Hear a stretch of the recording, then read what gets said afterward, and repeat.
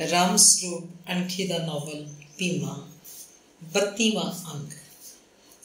ग्राम पंचायत की शक्ति पिंड की नौजवान सभा के हथ विच सी। पंचायत ने जो भी फैसला लागू करना हुंदा उहदा सुझाव नौजवान सभा वालों आउंदा सी। नौजवान सभा की रुचि पिंड की लाइब्रेरी विच सी। पास होया कि सब तो पहला लाइब्रेरी की इमारत तैयार की जाए। पैसे इकट्ठे होने लगे। पंचायत ने सर्वसम्मति नाल मता पाया सी कि पिंड च किलियां दे हिसाब नाल बाश इकट्ठी की जाए। ये जरूरी समझा जाए कि बाश हर कोई भूमि मालक देवे। बाकी घर जिन्हां कोल अपनी जमीन नहीं है पर वो कोई सरकारी मुलाजम हैं या कोई होर कारोबार करते हैं, उन्हां तो उन्हां दी हैसियत मुताबिक बाश लई जाए। पिंड के कुछ लोग बाश का तिखा विरोध करन लगे। उन्हां दा तर्क सी कि उन्हां दे घर दा कोई एक बंदा भी पढ़िया लिखिया नहीं, किताबां भी नहीं पढ़निया ने, सो उन्हां तो बाश लैनी बेअर्थ है। बाश वो दिन जिन्हां दे मुंडे कुड़ियां जां होर कोई पढ़े लिखे हैं, जिन्हां ने किताबां पढ़निया हैं, जिन्हां दी लाइब्रेरी काम आएगी। आखदे सन साडे भाता लाइब्रेरी फंडर महस है, सानू की देना है। पंचायत जवाब दिंदी थोड़ा हुण नहीं कोई पढ़िया होया तां अगली पीढ़ी का कोई जवाब पढ़ जू। पिंड की सांझी चीज़ बनती है, सारे हिस्सा पाओ। लाइब्रेरी तो सारे पिंड खातर है। तिखे बंदे आखदे ची कर मी कर, बाश तो भाई देनी पऊ जे पिंड च रहना तां। भोगावाल की दुकान ते बही खाता खोल दिता गया। पिंड की सारी जमीन किलियां दा हिसाब लिखवा लई। ये काम पिंड के दोवें पटवारियां ने किया सी। किसी एक जट नूं किलियां दे नंबर देने हुंदे तां पटवारी पैसे लैंदे सन, पर पंचायत नाल अजिहा नहीं कर सकते सी। पंचायत सामने तो दोवें पटवारी मूतदे फिरदे। एक किले नूं 100 रुपया लाया गया सी। ये कोई बहुती नहीं सी। महंगाई का जमाना सी, जिथे इट्टां ते सीमेंट लोहे का समान आसमान चढ़िया होया सी, उत्थे हुण फसलों का मुल भी तो कितना उच्चा सी। जट चाहे घरों बहुते औखे सन, पर लाइब्रेरी की बाश कोई बहुत वड्डी नहीं सी। मैंबर आखदे जे घर का एक बंदा बीमार हो गया कदे तो डॉक्टर तो बाश नाल उत्ते ही जाऊ, समझो बंदे का इलाज कराया कि बाश देती। जट्टां दे घरां अंदर किहड़ा पैसे साम के रखे हुंदे ने, चाहे कितों कीता। बहुते घर हस के अपना हिस्सा भोगामल की दुकान ते जमा करा गए। सारा हिसाब किताब सुशील लगता सी। किले लिख के अगले की रकम बही उत्ते चाढ़ी जाती। फिर भी बाणिया पुत सी, पूरा हिसाब किताब रखता। नित दी नित सरपंच नूं जाके रिपोर्ट करता कि अज इन्ना पैसा इकट्ठा हो गया, लाखां रुपया इकट्ठा हो गया सी ते हो रहा सी। घर अंदर कंध विच बनी लोहे की सेफ च नोटां दीयां थैलियां रबड़ा नाल बनिया बनाईयां तह दर तह टिकदियां जा रही सन। कदे कदे सुशील झोला भर के नोट सुदागर नूं भी घर आके फड़ा जाता, पर फिर पंचायत विच फैसला करके उन्होंने शहीद भगत सिंह यादगार लाइब्रेरी पिंड जगतपुर के नाम बैंक च खाता खुलवाता। उन्होंने अपने पिंड च कोई बैंक नहीं सी, पर उन्होंने पिंड तो थोड़ी दूरी भुखियां वाली उर्फ भगवानगढ़ सरकारी बैंक सी, उत्थे खुलवाया गया एक खाता। सब तो पहला सरपंच ने लाइब्रेरी का नक्शा बनवाया। उन्हें बठिंडे की पब्लिक लाइब्रेरी देखी हुई सी, उत्थों लिया के ही वो आप किताबां पढ़दा हुंदा सी। पिंड के होर बंदे भी बठिंडे किताबां लैके आउंदे सी। सुदागर नौजवान सभा के मुंडियां नूं नाल लैके 2-3 बार जलंधर गदरी बाबियां दे मेले भी गया सी। उत्थे उन्होंने देश भगत यादगार हॉल देखा सी तां आखदे किड्डी वड्डी हिम्मत कीती है भी कामरेड बाबियां ने। सुदागर ने पहला पटवारी साहब नूं फोन किया कि वो किसी आर्कीटैक्ट नाल गल करके रखण, पिंड की लाइब्रेरी का नक्शा तैयार करना है। तो फिर सुदागर आप एक दिन बठिंडे गया तो उस गंजे जे आर्कीटैक्ट नूं अपनी कार च बिठा लिया है। आर्कीटैक्ट ने पहले थां की मिणती की, लंबाई चौड़ाई सब लिख ली। आले दुआले के घरों का हिसाब किताब देखा, पूर्व पश्चिम उत्तर दक्षिण, सूरज किहड़े पासे चढ़दा किहड़े पासे छिपदा। लाइब्रेरी की छत उत्ते धुर तो धुर तक एक वड्डा हॉल भी बनाउणा सी जिथे कदे कोई प्रोग्राम किया जा सके। गंजा आर्कीटैक्ट सब लिख के लै गया तो एक हफ्ते बाद नक्शा बना के दे दिता। मिस्त्री बठिंडे तो आए सन, काम करन वाले मजदूर पिंड विच ही मिल जाते। कुछ भईए मजदूर मिस्त्री बठिंडे तो आप लैके आउंदे सन, जिन्हां नूं मिस्त्रियां दे काम दा पता सी। आर्कीटैक्ट एक दिन आप आके मिस्त्रियों को सारा नक्शा समझा गया सी ते कोल खड़ के नीआं भी पटवातियां सन। काम शुरू हो गया। इट्टां भुखिया वाले दे भट्ठे तो आई जांदियां, ढूले का समान भी उत्थों ही आउंदा सी। एक जट ने उत्थे सड़क ते अपना ढूला स्टोर खोल रखिया सी। उहदे कोल भी फुट्टे गाडर, बलियां, शतीरियां, फट्टे आम सन। नेड़े तेड़े दे पिंडां च उहदा समान जांदा भी बहुत सी। सिद्धू ढूला स्टोर वाले शहरां वांग अपना धंधा चला रहे सन। सीमेंट ते लोहा बठिंडे तो ट्रक आउंदा। सुदागर पटवारी साहब नूं फोन कर दिंदा, पटवारी साहब भेज दिंदा। तड़के फोन हुंदा, दोपहर तक समान आ जांदा। ਬਠਿੰਡੇ ਦੀ ਇੱਕ ਦੁਕਾਨ ਤੇ ਪਟਵਾਰੀ ਨੇ ਖਾਤਾ ਖੁਲਵਾਤਾ ਸੀ। ਕਦੇ ਹਫ਼ਤੇ 10 ਦਿਨ ਬਾਅਦ ਸੁਦਾਗਰ ਬਠਿੰਡੇ ਜਾਂਦਾ, ਉਸ ਦੁਕਾਨ ਤੇ ਵੱਧ ਤੋਂ ਵੱਧ ਰਕਮ ਜਮ੍ਹਾਂ ਕਰਵਾਉਂਦਾ। ਉਹਦਾ ਵਿਚਾਰ ਸੀ ਨਾਲ ਦੀ ਨਾਲ ਨਿਬੇੜਿਆ ਹੀ ਚੰਗਾ ਰਹਿੰਦਾ। ਸਾਂਝਾ ਕੰਮ ਹੈ, ਮਗਰੋਂ ਨਹੀਂ ਤਾਂ ਉਲਝਾ ਪੈਦਾ ਹੁੰਦਾ। ਦੁਪਹਿਰ ਦੀ ਰੋਟੀ ਲਾਇਬ੍ਰੇਰੀ 'ਚ ਹੀ ਬਣਦੀ ਸੀ। ਲਾਇਬ੍ਰੇਰੀ ਦੇ ਨਾਲ ਹੀ ਬਾਣੀਆਂ ਦਾ ਇੱਕ ਘਰ ਸੁੰਨਾ ਪਿਆ ਸੀ, ਬਸ ਜਿੰਦਾ ਲੱਗਿਆ ਸੀ। ਬਾਹਰ ਨੂੰ ਅੰਦਰ ਕੁਝ ਵੀ ਨਹੀਂ ਸੀ। ਬਾਣੀਏ ਪਿੰਡ ਛੱਡ ਕੇ ਬਠਿੰਡੇ ਚਲੇ ਗਏ ਸਨ। ਪੰਚਾਇਤ ਵਾਲਿਆਂ ਨੇ ਆਪਣੀ ਮਤਬਰੀ ਤੇ ਉਹਨਾਂ ਤੋਂ ਬਠਿੰਡੇ ਚਾਬੀ ਫੜ ਲਿਆਂਦੀ ਤੇ ਉਸ ਘਰ 'ਚ ਲਾਇਬ੍ਰੇਰੀ ਦਾ ਲੰਗਰ ਖੋਲ੍ਹਤਾ। ਰੋਟੀ ਚਾਹ ਦਾ ਕੰਮ ਕਰਨ ਵਾਲੇ 2 ਨੇਪਾਲੀ ਮੁੰਡੇ ਉਹ ਬਠਿੰਡੇ ਤੋਂ ਲੈ ਆਏ। ਰਾਸ਼ਨ ਲਿਆ ਕੇ ਰੱਖਤਾ। ਨੇਪਾਲੀ ਮੁੰਡੇ ਰਾਤ ਨੂੰ ਵੀ ਉੱਥੇ ਹੀ ਸੌਂਦੇ ਪੈਂਦੇ। ਮਜ਼ਦੂਰ ਤੇ ਮਿਸਤਰੀ ਸਵੇਰ ਦੀ ਹਾਜ਼ਰੀ ਘਰੋਂ ਖਾ ਪੀ ਕੇ ਆਉਂਦੇ, ਦੁਪਹਿਰ ਦੀ ਰੋਟੀ ਲੰਗਰ 'ਚ ਖਾਂਦੇ। ਨੇਪਾਲੀ ਮੁੰਡੇ ਰੋਟੀ ਪਾਣੀ ਵਧੀਆ ਬਣਾਉਂਦੇ, ਦਾਲ ਸਬਜ਼ੀ ਮੂੰਹ ਨਾ ਲੈਂਦੀ। ਖੜ ਕੇ ਕੰਮ ਕਰਾਉਣ ਵਾਲੇ ਪੰਚਾਇਤੀ ਵੀ ਲੰਗਰ 'ਚੋਂ ਹੀ ਅੰਨ ਪਾਣੀ ਛਕਦੇ। ਚਾਹ ਦਾ ਦੇਗਾ ਚੜ੍ਹੇ ਦਾ ਚੜ੍ਹਿਆ ਰਹਿੰਦਾ। ਇੱਕ ਵਾਰ 10 ਵਜੇ ਸਭ ਨੂੰ ਚਾਹ ਦਿੱਤੀ ਜਾਂਦੀ। ਫਿਰ ਰੋਟੀ ਖਾਣ ਤੋਂ 1 ਘੰਟਾ ਬਾਅਦ ਆਰਾਮ ਕਰਨ ਪਿੱਛੋਂ ਚਾਹ ਬਣਾਈ ਜਾਂਦੀ। ਆਥਣ ਨੂੰ ਕੰਮ ਛੱਡਣ ਤੋਂ 1-1.5 ਘੰਟਾ ਪਹਿਲਾਂ ਵੀ ਤਿੱਖੀ ਚਾਹ ਬਣਦੀ। ਇਹ ਚਾਹ ਪੀ ਕੇ ਸਾਰੇ ਕੰਮ ਦੀ ਇੱਕ ਤੇਜ਼ ਛੁੱਟੀ ਲਾਉਂਦੇ। ਦਿਨਾਂ 'ਚ ਹੀ ਲਾਇਬ੍ਰੇਰੀ ਦੀਆਂ ਕੰਧਾਂ ਖੜੀਆਂ ਹੋ ਗਈਆਂ। ਫਿਰ ਲੈਂਟਰ ਵੀ ਪੈ ਗਿਆ। ਲੈਂਟਰ ਪੈਣ ਵਾਲੇ ਦਿਨ ਪਿੰਡ ਦੇ ਲੋਕ ਵੀ ਨਾਲ ਲੱਗੇ। ਅੱਧੀ ਰਾਤ ਜਾ ਕੇ ਲੈਂਟਰ ਦਾ ਕੰਮ ਮੁੱਕਿਆ। ਪ੍ਰਸ਼ਾਦ ਤੱਕ ਕਦੋਂ ਦਾ ਬਣਿਆ ਪਿਆ ਸੀ, ਠੰਡਾ ਹੋ ਰਿਹਾ ਸੀ, ਪਰ ਲੈਂਟਰ ਅਜੇ ਬਾਕੀ ਸੀ। ਲੈਂਟਰ ਦੀ ਰਾਤ ਵੱਡਾ ਲੰਗਰ ਸੀ। ਰੋਟੀ ਪਕਾਉਣ ਲਈ ਪਿੰਡ ਦੀਆਂ ਬੁੜੀਆਂ ਲੱਗ ਗਈਆਂ। ਵੱਡੇ ਲੋਹੇ ਦੇ ਚੁੱਲ੍ਹੇ ਤੇ ਤਵੀ ਰੱਖੀ ਹੋਈ ਸੀ। ਪੀਣ ਵਾਲੇ ਕਾਹਨੂੰ ਬੁੱਝੇ ਰਹਿੰਦੇ, ਚੋਰੀ ਛਿਪੇ ਕਿਧਰੋਂ ਪੀ ਆਏ, ਪਰ ਪੰਚਾਇਤ ਤੋਂ ਡਰਦੇ ਬੋਲੇ ਨਹੀਂ। ਰੋਟੀ ਖਾਧੀ, ਤੁਰ ਗਏ ਘਰੋਂ ਘਰੀ। 2 ਦਿਨ ਦਾ ਹੀ ਕੰਮ ਬੰਦ ਰਿਹਾ। ਫਿਰ ਆ ਗਏ ਮਿਸਤਰੀ ਮਜ਼ਦੂਰ। ਛੱਤ ਉੱਤੇ ਹਾਲ ਦੀਆਂ ਕੰਧਾਂ ਦਾ ਕੰਮ ਵਿੱਢ ਲਿਆ। ਥੱਲੇ ਵਾਲੇ ਲੈਂਟਰ ਦਾ ਢੂਲਾ ਖੋਲ੍ਹ ਕੇ ਹਾਲ ਦਾ ਲੈਂਟਰ ਵੀ ਪੈ ਗਿਆ। ਫਿਰ ਪਲਸਤਰ ਹੋਣ ਲੱਗਿਆ। ਲੱਕੜ ਤੇ ਸ਼ੀਸ਼ੇ ਦਾ ਕੰਮ। 6 ਮਹੀਨੇ ਮਿਸਤਰੀ ਲਾਇਬ੍ਰੇਰੀ 'ਚੋਂ ਨਹੀਂ ਨਿਕਲੇ। ਕੰਮ ਵੱਧਦਾ ਹੀ ਵੱਧਦਾ ਜਾ ਰਿਹਾ ਸੀ। ਸੁਦਾਗਰ ਬਥੇਰਾ ਆ ਕੇ ਦਬਕੇ ਮਾਰਦਾ, ਓਏ ਭਾਈ ਮਿਸਤਰੀਓ, ਜਾਓ ਹੁਣ, ਛੱਡੋ ਕਿਹੜਾ ਪਿੰਡ ਦਾ। ਠੀਕ ਕਿਸੇ ਨੇ ਗਾਲ ਕੱਢੀ ਸੀ ਕਿ ਤੁਹਾਡੇ ਲੱਗ ਜਾਣ ਨਿੱਕੀਆਂ ਕਰੰਡੀਆਂ ਵਾਲੇ। 10 ਦਿਨਾਂ ਦੇ ਅੰਦਰ ਅੰਦਰ ਨਿਬੇੜ ਦਿਓ ਤੇ ਜਾਓ, ਨਹੀਂ ਤਾਂ ਛੱਡੋ ਪਰੇ, ਜਿਹੜਾ ਰਹਿ ਗਿਆ ਅਗਲੇ ਸਾਲ ਸਹੀ। ਅਸੀਂ ਆਪਣੇ ਘਰਾਂ ਦੇ ਕੰਮ ਵੀ ਕਰਨੇ ਨੇ, ਹੁਣ ਤੁਹਾਡੇ ਤੇ ਹੀ ਕਿਵੇਂ ਬੈਠੇ ਰਹੀਏ। ਮਿਸਤਰੀ ਹੱਸਣ ਲੱਗਦੇ। ਆਖਦੇ, ਸਰਪੰਚਾ ਹੁਣ ਤਾਂ ਦੰਦਾਂ 'ਚ ਜੀਭ ਹੈ, ਕਾਹਨੂੰ ਔਖਾ ਹੋਈ ਜਾਂਦਾ। ਜਿੱਥੇ ਹੋਰ ਉੱਥੇ ਹੋਰ। ਅਸੀਂ ਤਾਂ ਆਪ ਕਾਲੇ ਹਾਂ, ਗਾਹਾਂ ਸਾਈ ਵੀ ਫੜੀ ਬੈਠੇ ਹਾਂ। ਬਠਿੰਡੇ ਕੋਠੀ ਵਿੱਢਣੀ ਹੈ ਇੱਕ ਲਾਲੇ ਦੀ। ਸਭ ਤੋਂ ਅਖੀਰ ਪੱਥਰ ਲੱਗਿਆ ਤੇ ਫਿਰ ਫਰਸ਼ਾਂ ਦੀ ਰਗੜਾਈ। ਪੂਰੇ 10 ਮਹੀਨੇ ਲੱਗ ਗਏ ਲਾਇਬ੍ਰੇਰੀ ਦੀ ਬਿਲਡਿੰਗ ਮੁਕੰਮਲ ਹੋਣ। ਬੁੜੇ ਬੰਦੇ ਹੱਸਦੇ, ਸਰਪੰਚਾ ਉਹੀ ਰੁੱਤ ਮੁੜ ਕੇ ਆ ਗਈ, ਦੇਖ ਲੈ। ਮੈਂ ਕਹਿੰਦਾ ਇਹਨਾਂ ਦਿਨਾਂ 'ਚ ਹੀ ਸ਼ੁਰੂ ਨਹੀਂ ਹੋਇਆ ਸੀ ਕੰਮ, ਪਰ ਭਾਈ ਕੇਰਾਂ ਤਾਂ ਸ਼ਾਨ ਕੱਢਤੀ ਤੂੰ ਪਿੰਡ ਦੀ। ਸ਼ਾਬਾਸ਼ ਤੇਰੇ, ਸਭ ਰਹਿਮਤ ਦੇ। ਐਡੇ ਵੱਡੇ ਵਿੱਢ ਨੂੰ ਟਾਈਮ ਤਾਂ ਲੱਗਦਾ ਬਾਬਾ, ਪੈਸਾ ਵੀ ਬਹੁਤ ਲੱਗ ਗਿਆ। ਚੱਲ ਕੇਰਾਂ ਚੀਜ਼ ਬਣ ਗਈ, ਅਗਲੀਆਂ ਪੀੜ੍ਹੀਆਂ ਵੀ ਯਾਦ ਕਰਿਆ ਕਰਨਗੀਆਂ। ਆਹ ਨਾਲ ਦੇ ਘਰਾਂ ਨੂੰ ਤਾਂ ਮੌਜ ਹੋ ਗਈ। ਦੁਪਹਿਰ ਤਾਈਂ ਸੂਰਜ ਪਾਸੇ ਰਿਹਾ ਰਹੂ, ਹਾੜਾਂ 'ਚ ਪੂਰੀ ਛਾਂ ਕਰਿਆ ਕਰੂ। ਇੱਕ ਬੰਦੇ ਨੇ ਆਖਿਆ, ਸਿਆਲਾਂ 'ਚ ਪਾਲੇ ਵੀ ਤਾਂ ਇਹੀ ਮਰਨਗੇ। ਦੁਪਹਿਰ ਤਾਈਂ ਜਦੋਂ ਸੂਰਜ ਦਿਸਿਆ ਹੀ ਨਾ। ਇੱਕ ਮਨ ਚੜੇ ਨੇ ਤਿੱਖੀ ਟਿੱਪਣੀ ਕੀਤੀ। ਲਾਇਬ੍ਰੇਰੀ ਦੀਆਂ ਕਿਤਾਬਾਂ ਆਉਣ ਲੱਗੀਆਂ। ਦਰਜੀਆਂ ਦਾ ਮੁਕੰਦਰ ਰਜਿਸਟਰ ਉੱਤੇ ਕਿਤਾਬਾਂ ਚੜ੍ਹਾ ਕੇ ਉਹਨਾਂ ਉੱਤੇ ਨੰਬਰ ਲਿਖ ਜਾਂਦਾ। ਉਹ ਵਿਹਲਾ ਸੀ, ਨੌਕਰੀ ਕੋਈ ਮਿਲੀ ਨਹੀਂ ਸੀ। ਉਹ BA ਪਾਸ ਸੀ, ਸਾਰੇ ਮੈਂਬਰਾਂ ਨਾਲੋਂ ਵੱਧ ਪੜ੍ਹਿਆ ਸੀ। ਭੀਮਾ ਉਹਦੀ ਮਦਦ ਕਰਦਾ।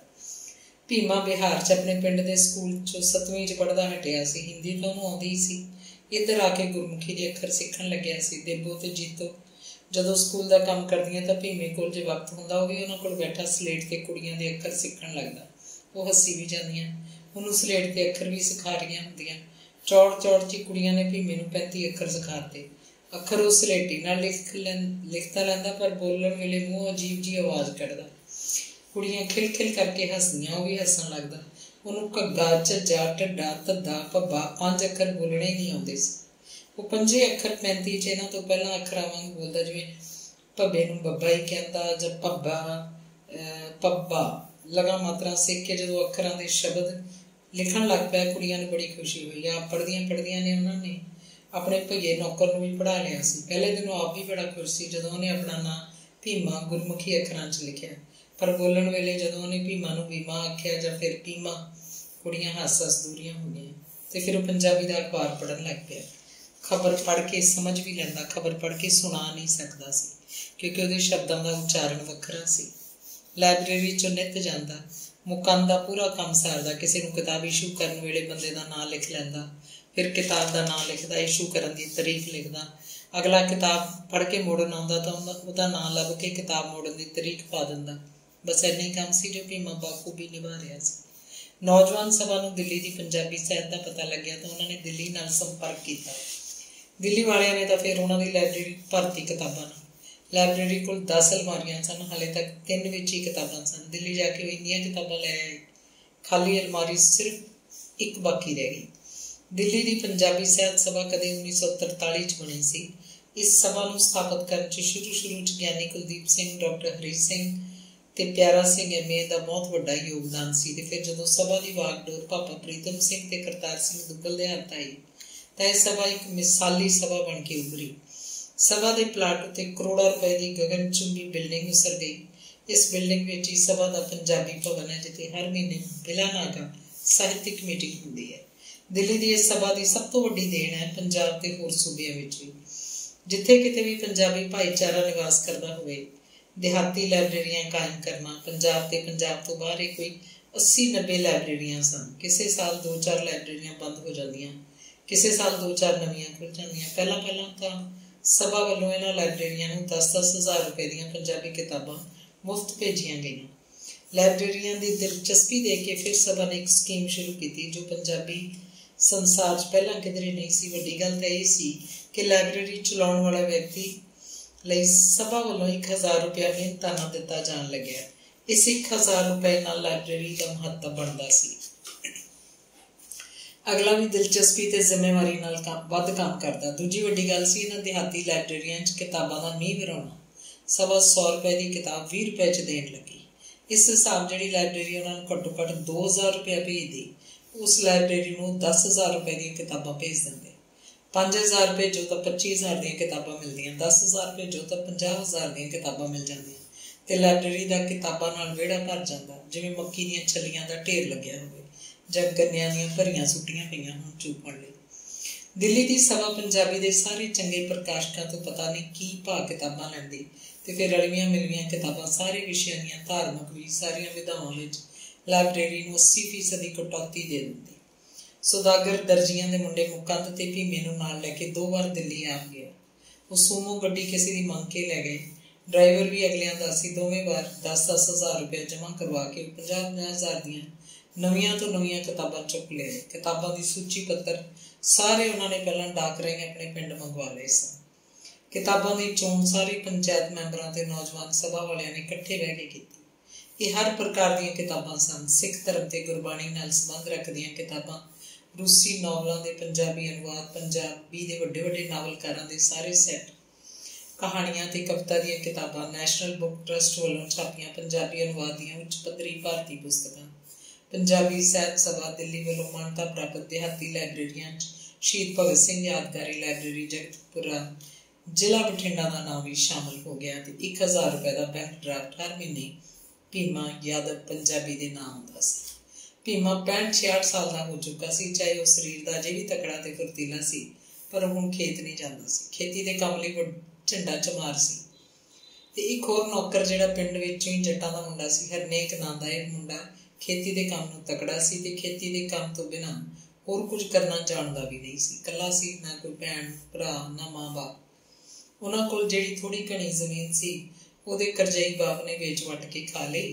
हुण हरनेक दी रोटी ते चाह पानी दोवें वक्तां दी सौदागर दे घर ही सी। सौदागर तो हर महीने की तनख्वाह लैंदा। कुछ पैसे उन्हें पेशगी भी लाए सन जिन्हां दी उहनूं फौरन लोड़ सी। 2 कच्चे कोठियां दे मकान चों बस रात नूं सौण पैण जांदा सी। घर च एक उहदा मंजा बिस्तरा सी ते जां फिर विहड़े च लग्या पानी दा नलका जो भले वेलियां च कदे उहदे बाप ने आड़तीए तो विआजू पैसे फड़ के लगवा दित्ता सी। सौदागर ने ट्रैक्टर चलाउण लई एक ड्राइवर रख छड्डिया सी। आप वो तो हुण ट्रैक्टर कित्थे चलदा सी। सरपंची जिम्मेवारियां उहदी भूतनी भलाई रखदियां। लोग उहदा खड़ा ना छड्डदे। मनजीत भी आखदी जे सरपंच दा पुत्तखाना करना सी मैनूं विआह के काहनूं लिआंदा सी। पुत्तखाने कम्मां वाले तेरे कोल बैठे ही रहिंदे ने, मैं किहड़े वेले करां कोई गल तेरे नाल। भीमा तड़के घरों 2 परौंठे खा के लस्सी का वड्डा गिलास पी के लाइब्रेरी आ वड़दा। उन्हें बार का जिंदा हाले खोलिया नहीं हुंदा सी कि किताबां मोड़न वाले ते नवीआं किताबां लैण वाले पहले ही आए खड़े हुंदे, उन्होंने उਡੀਕ रहे हुंदे। वो दोपहर की रोटी खाण मसां घर जांदा ते रोटी खा के उन्नी पैरी वापस लाइब्रेरी च मुड़ आउंदा। आथण तक लाइब्रेरी ही रहिंदा। किताबां मोड़न वाले ते नवीआं किताबां लैण वालियां दा कोई निश्चित वक्त नहीं सी। वो आथन नूं घर जाके नहाउंदा, नहा धो के अपने कमरे 'च जा बैठदा। चन्नू ਉਹਦੇ ਲਈ नवीं चाह बना के लिआंदी। चाह ਦੀ गड़वी मेज़ ते धर के उत्थे भीमे कोल बैठ जांदी ते घर परिवार ਦੀਆਂ ਗੱਲਾਂ ਕਰਨ ਲੱਗਦੇ। ਜਾਂ ਫਿਰ ਸਵੇਰੇ ਸਵੇਰੇ ਚਾਹ ਦੇਣ ਆਉਂਦੀ ਤੇ ਉਹ ਸਵੇਰੇ ਸਵੇਰੇ ਹੀ ਗੱਲਾਂ ਕਰਦੇ। ਹੁਣ ਤਾਂ ਉਹਨਾਂ ਦੀਆਂ ਗੱਲਾਂ ਹੀ ਸਨ, ਹੋਰ ਕੀ ਸੀ, ਪਰ ਉਹਨਾਂ ਦੀਆਂ ਗੱਲਾਂ ਆਮ ਗੱਲਾਂ ਨਾਲੋਂ ਵੱਧ ਗੱਲਾਂ ਹੁੰਦੀਆਂ। ਇਹੀ ਤਾਂ ਇੱਕ ਤੰਦ ਸੀ ਜੋ ਦੋਵਾਂ ਵਿਚਕਾਰ ਬਣੀ ਹੋਈ ਸੀ। ਇਸ ਤੰਦ ਕਰਕੇ ਹੀ ਤਾਂ ਉਹ ਜਗਤਪੁਰ ਪਿੰਡ 'ਚ ਆਪਣੀ ਆਖਰੀ ਉਮਰ ਕੱਢ ਰਿਹਾ ਸੀ। ਇਸ ਤੰਦ ਤੋਂ ਬਿਨਾਂ ਹੋਰ ਕਿਧਰੇ ਕੀ ਸੀ।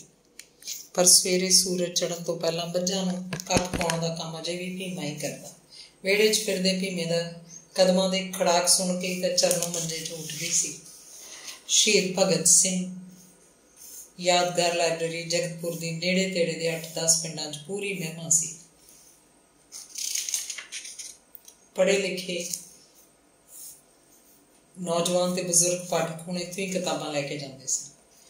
ਹੁਣ ਇਹ ਲੋਕ ਬਠਿੰਡੇ ਦੀ ਪਬਲਿਕ ਲਾਇਬ੍ਰੇਰੀ ਨੂੰ ਨਹੀਂ ਭਾਈਦੇ ਸਨ। ਜਗਤਪੁਰ ਦੀ ਲਾਇਬ੍ਰੇਰੀ ਤਾਂ ਉਹਨਾਂ ਦੇ ਘਰ ਵਿੱਚ ਗੰਗਾ ਸੀ।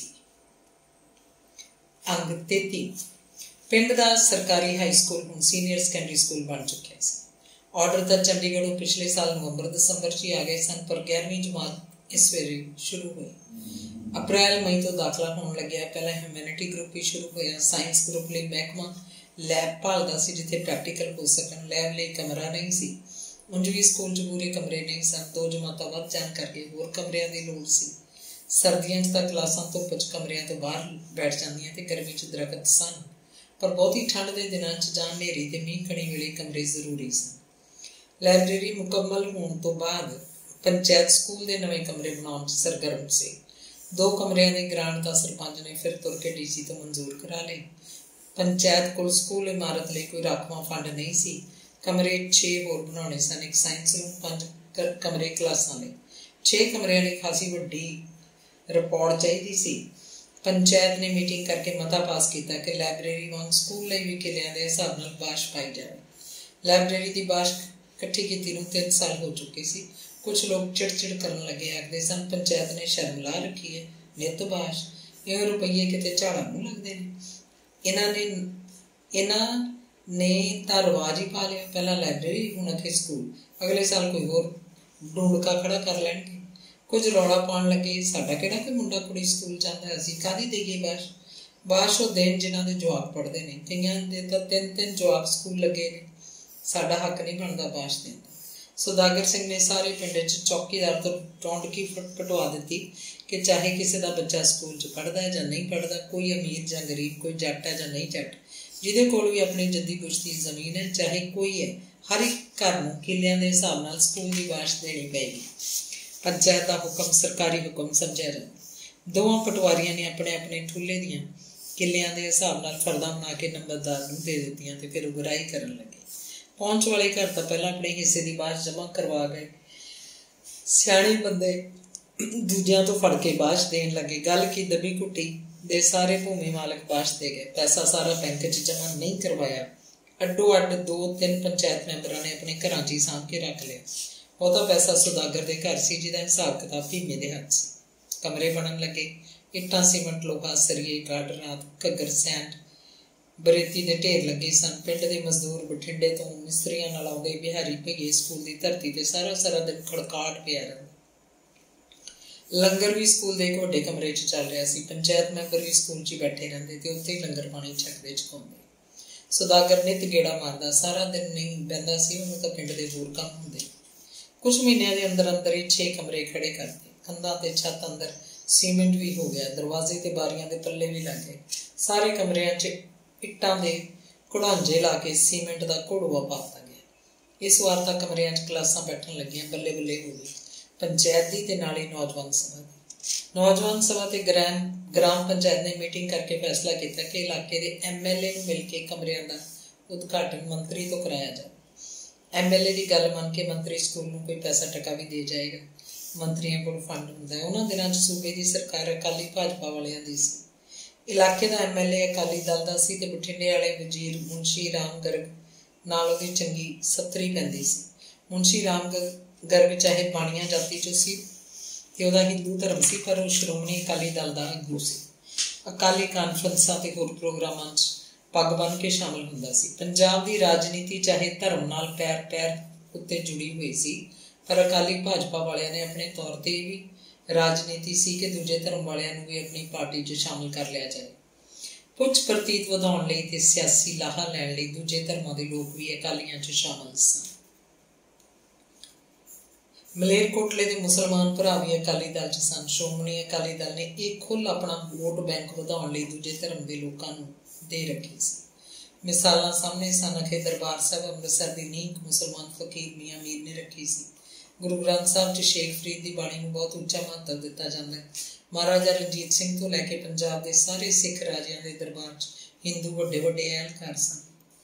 मुंशी राम गर्ग मंत्री नूं पिंड सद्दण ते इलाके के MLA नूं इस काम लई वरतन दा नौजवान सभा के कुछ मैंबर विरोध कर रहे सन। आख रहे सन पिंड तां अपना कामरेडां दा, वोटां तां आपां उहनूं पाईआं नहीं, वो अपनी गल क्यों मन्नूगा भी। फिर अकाली भाजपा नाल अपना सिद्धांतक विरोध भी है, जिन्हां दे खिलाफ आपां लड़ रहे हैं। संघर्ष विढ़िया होया, उहनां नूं पिंड च वाड़ना ही नहीं चाहिए। सुदागर सिंह सरपंच ते कई होर सियाणे बंदे आख रहे कि वेले दी सरकार नूं वरत लेना कोई माड़ी गल नहीं है। सरकार नूं वरत के आपां अपने राजनीतिक सिद्धांत छड्ड नहीं देंगे, सोच अपनी उही बनी रहेगी। तो फिर सरकार कोल जिहड़ा सहायता फंड हुंदा है लोकां दा हुंदा है, टैक्सां नाल उगराया होया, ते केंद्र तो ग्रांटां लैंदी है सूबे की सरकार। पार्टी चाहे कोई होवे, सूबे की सरकार कोल अपना ही फंड है, अपने पिंड का भी हक बनता है उस फंड चों आपां नूं भी हिस्सा मिले। कि अकाली MLA अपने आखे लग जूगा? एक बंदे ने सवाल खड़ा किया। वाह होए तेरे, ये लीडर तो अपने नूं छड्ड के दूजियां दे भज के जांदे ने, पूरी मदद करते हैं।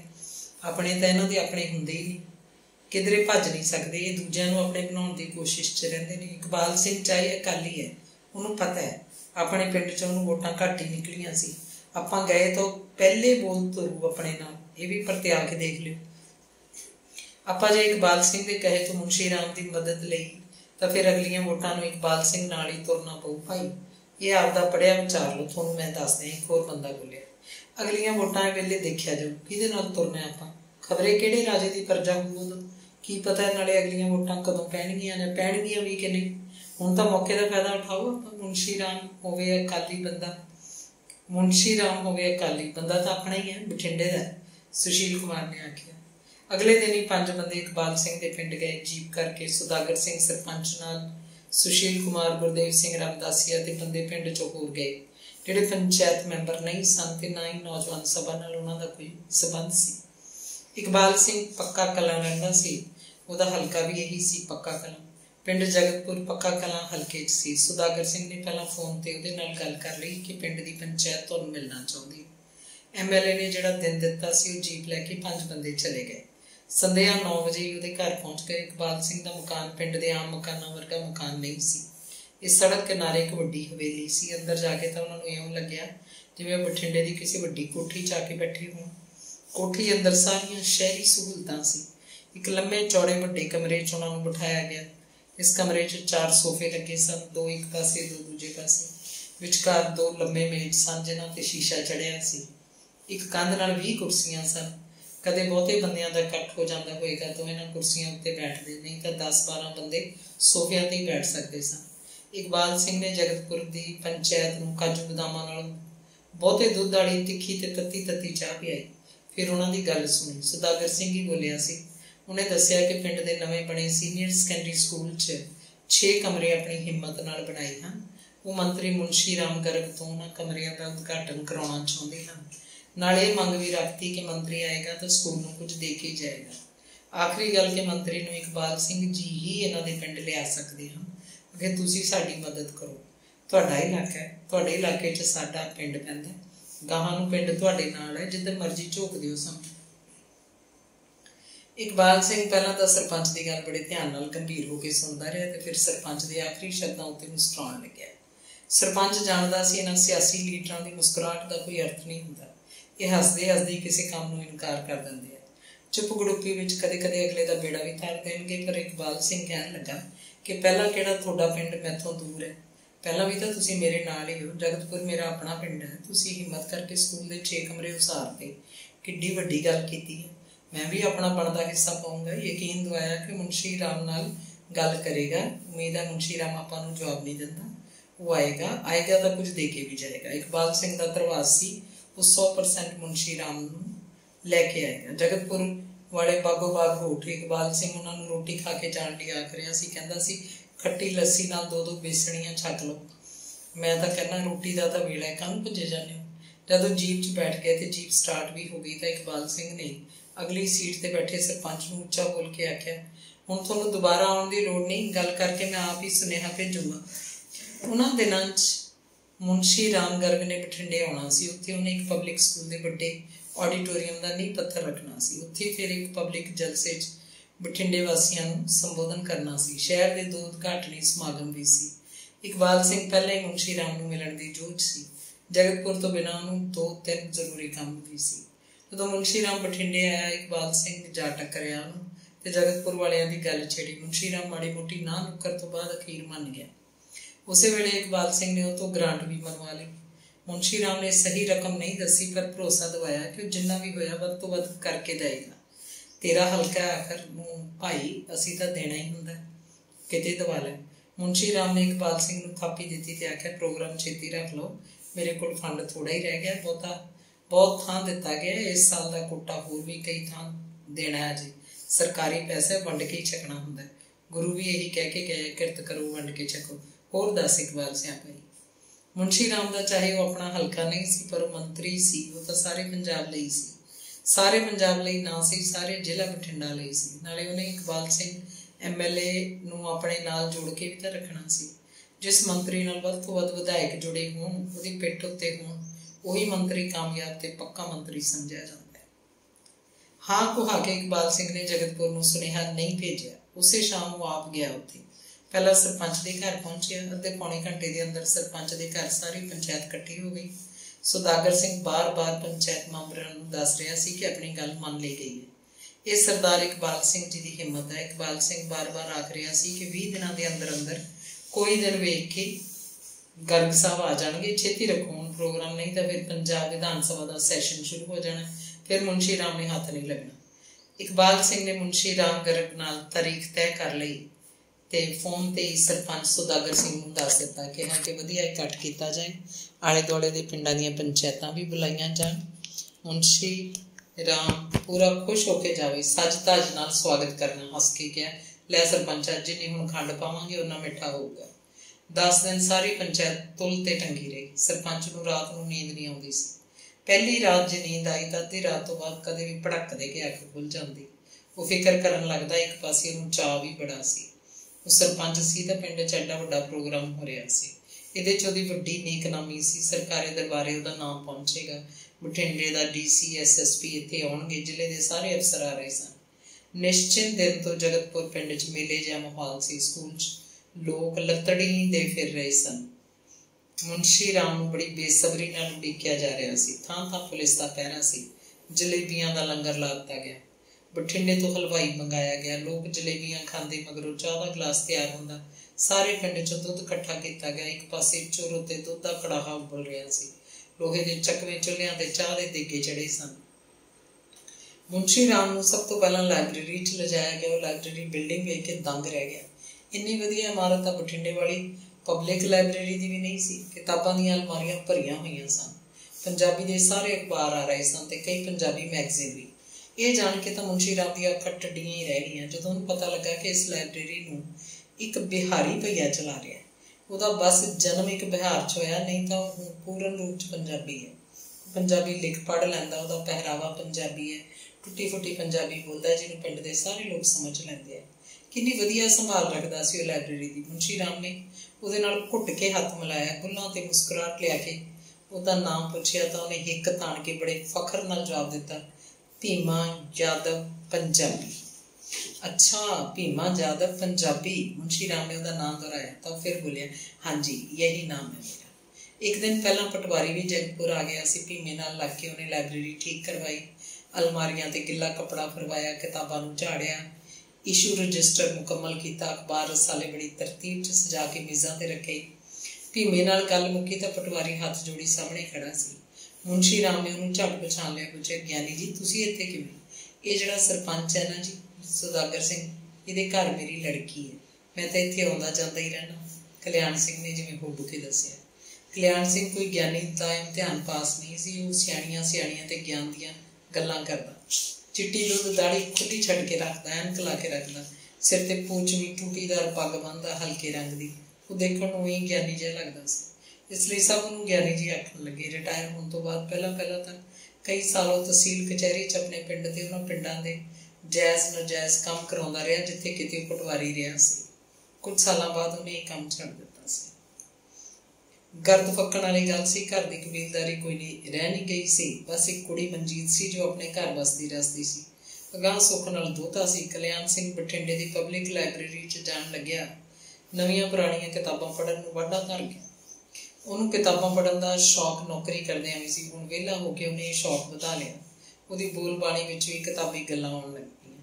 पटवारी कल्याण सिंह की थां नूं मिलण गिलण वाले ज्ञानी कल्याण सिंह कहण लगे वो पब्लिक लाइब्रेरी दीआं किताबां नहीं पढ़दा सी, जितों कितों उहदी पसंद की कोई किताब मिलदी मुल लै आउंदा। इंज एक लाइब्रेरी उहदे अपने घर भी बनती जा रही सी। लाइब्रेरी तो मंत्री की कार विच इकबाल सिंह ने सरपंच सौदागर सिंह नूं भी अपने नाल बिठा लिया सी। मैंबर पंचायत ते नौजवान सभा के मुंडे मंत्री की कार के मगर मगर अपने स्कूटर मोटरसाइकिल पर जा रहे सन। कुछ पैदल आदमी काल नाल तुर रहे थे, लगभग भजे जा रहे सन। स्कूल के गेट ते मंत्री का स्वागत किया गया। तद तक लाइब्रेरी तो होके आए बंदे भी उत्थे पहुंच चुके सन। सारे पंचायत मैंबरां ने मंत्री ते इकबाल सिंह के गल च कागजी फुल्लां दे हार पाए।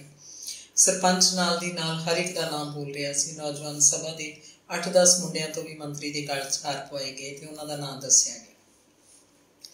स्टेज तक तुरे जांदियां लग रहा सी जिवें फुल्लां दे हार तुरे जा रहे होण, विच बंदा कोई ना होए। हर स्टेज उत्ते आके अपनी कुर्सियां ते बैठ गए।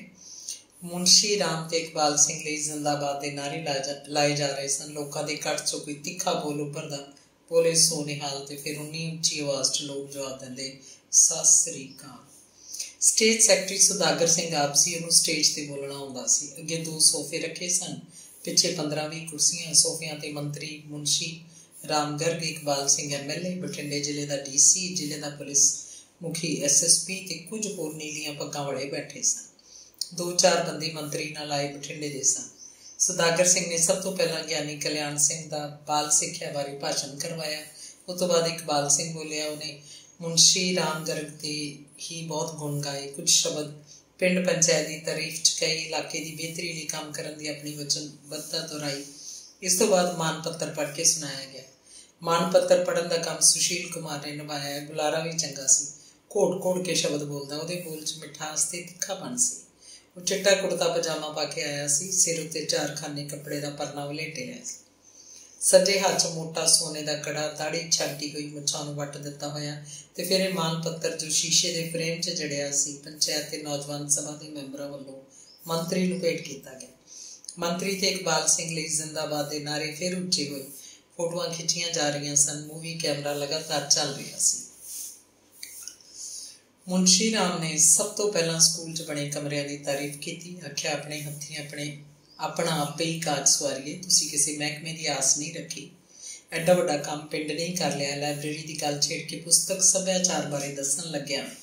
विद्या तीजा नेत्र हुंदी है। विद्या पुस्तकां सानूं प्रदान करदियां हन। 2-4 होर गल्लां करके मुंशी राम तुरंत अकाली भाजपा सरकार की वडियाई करन लगा।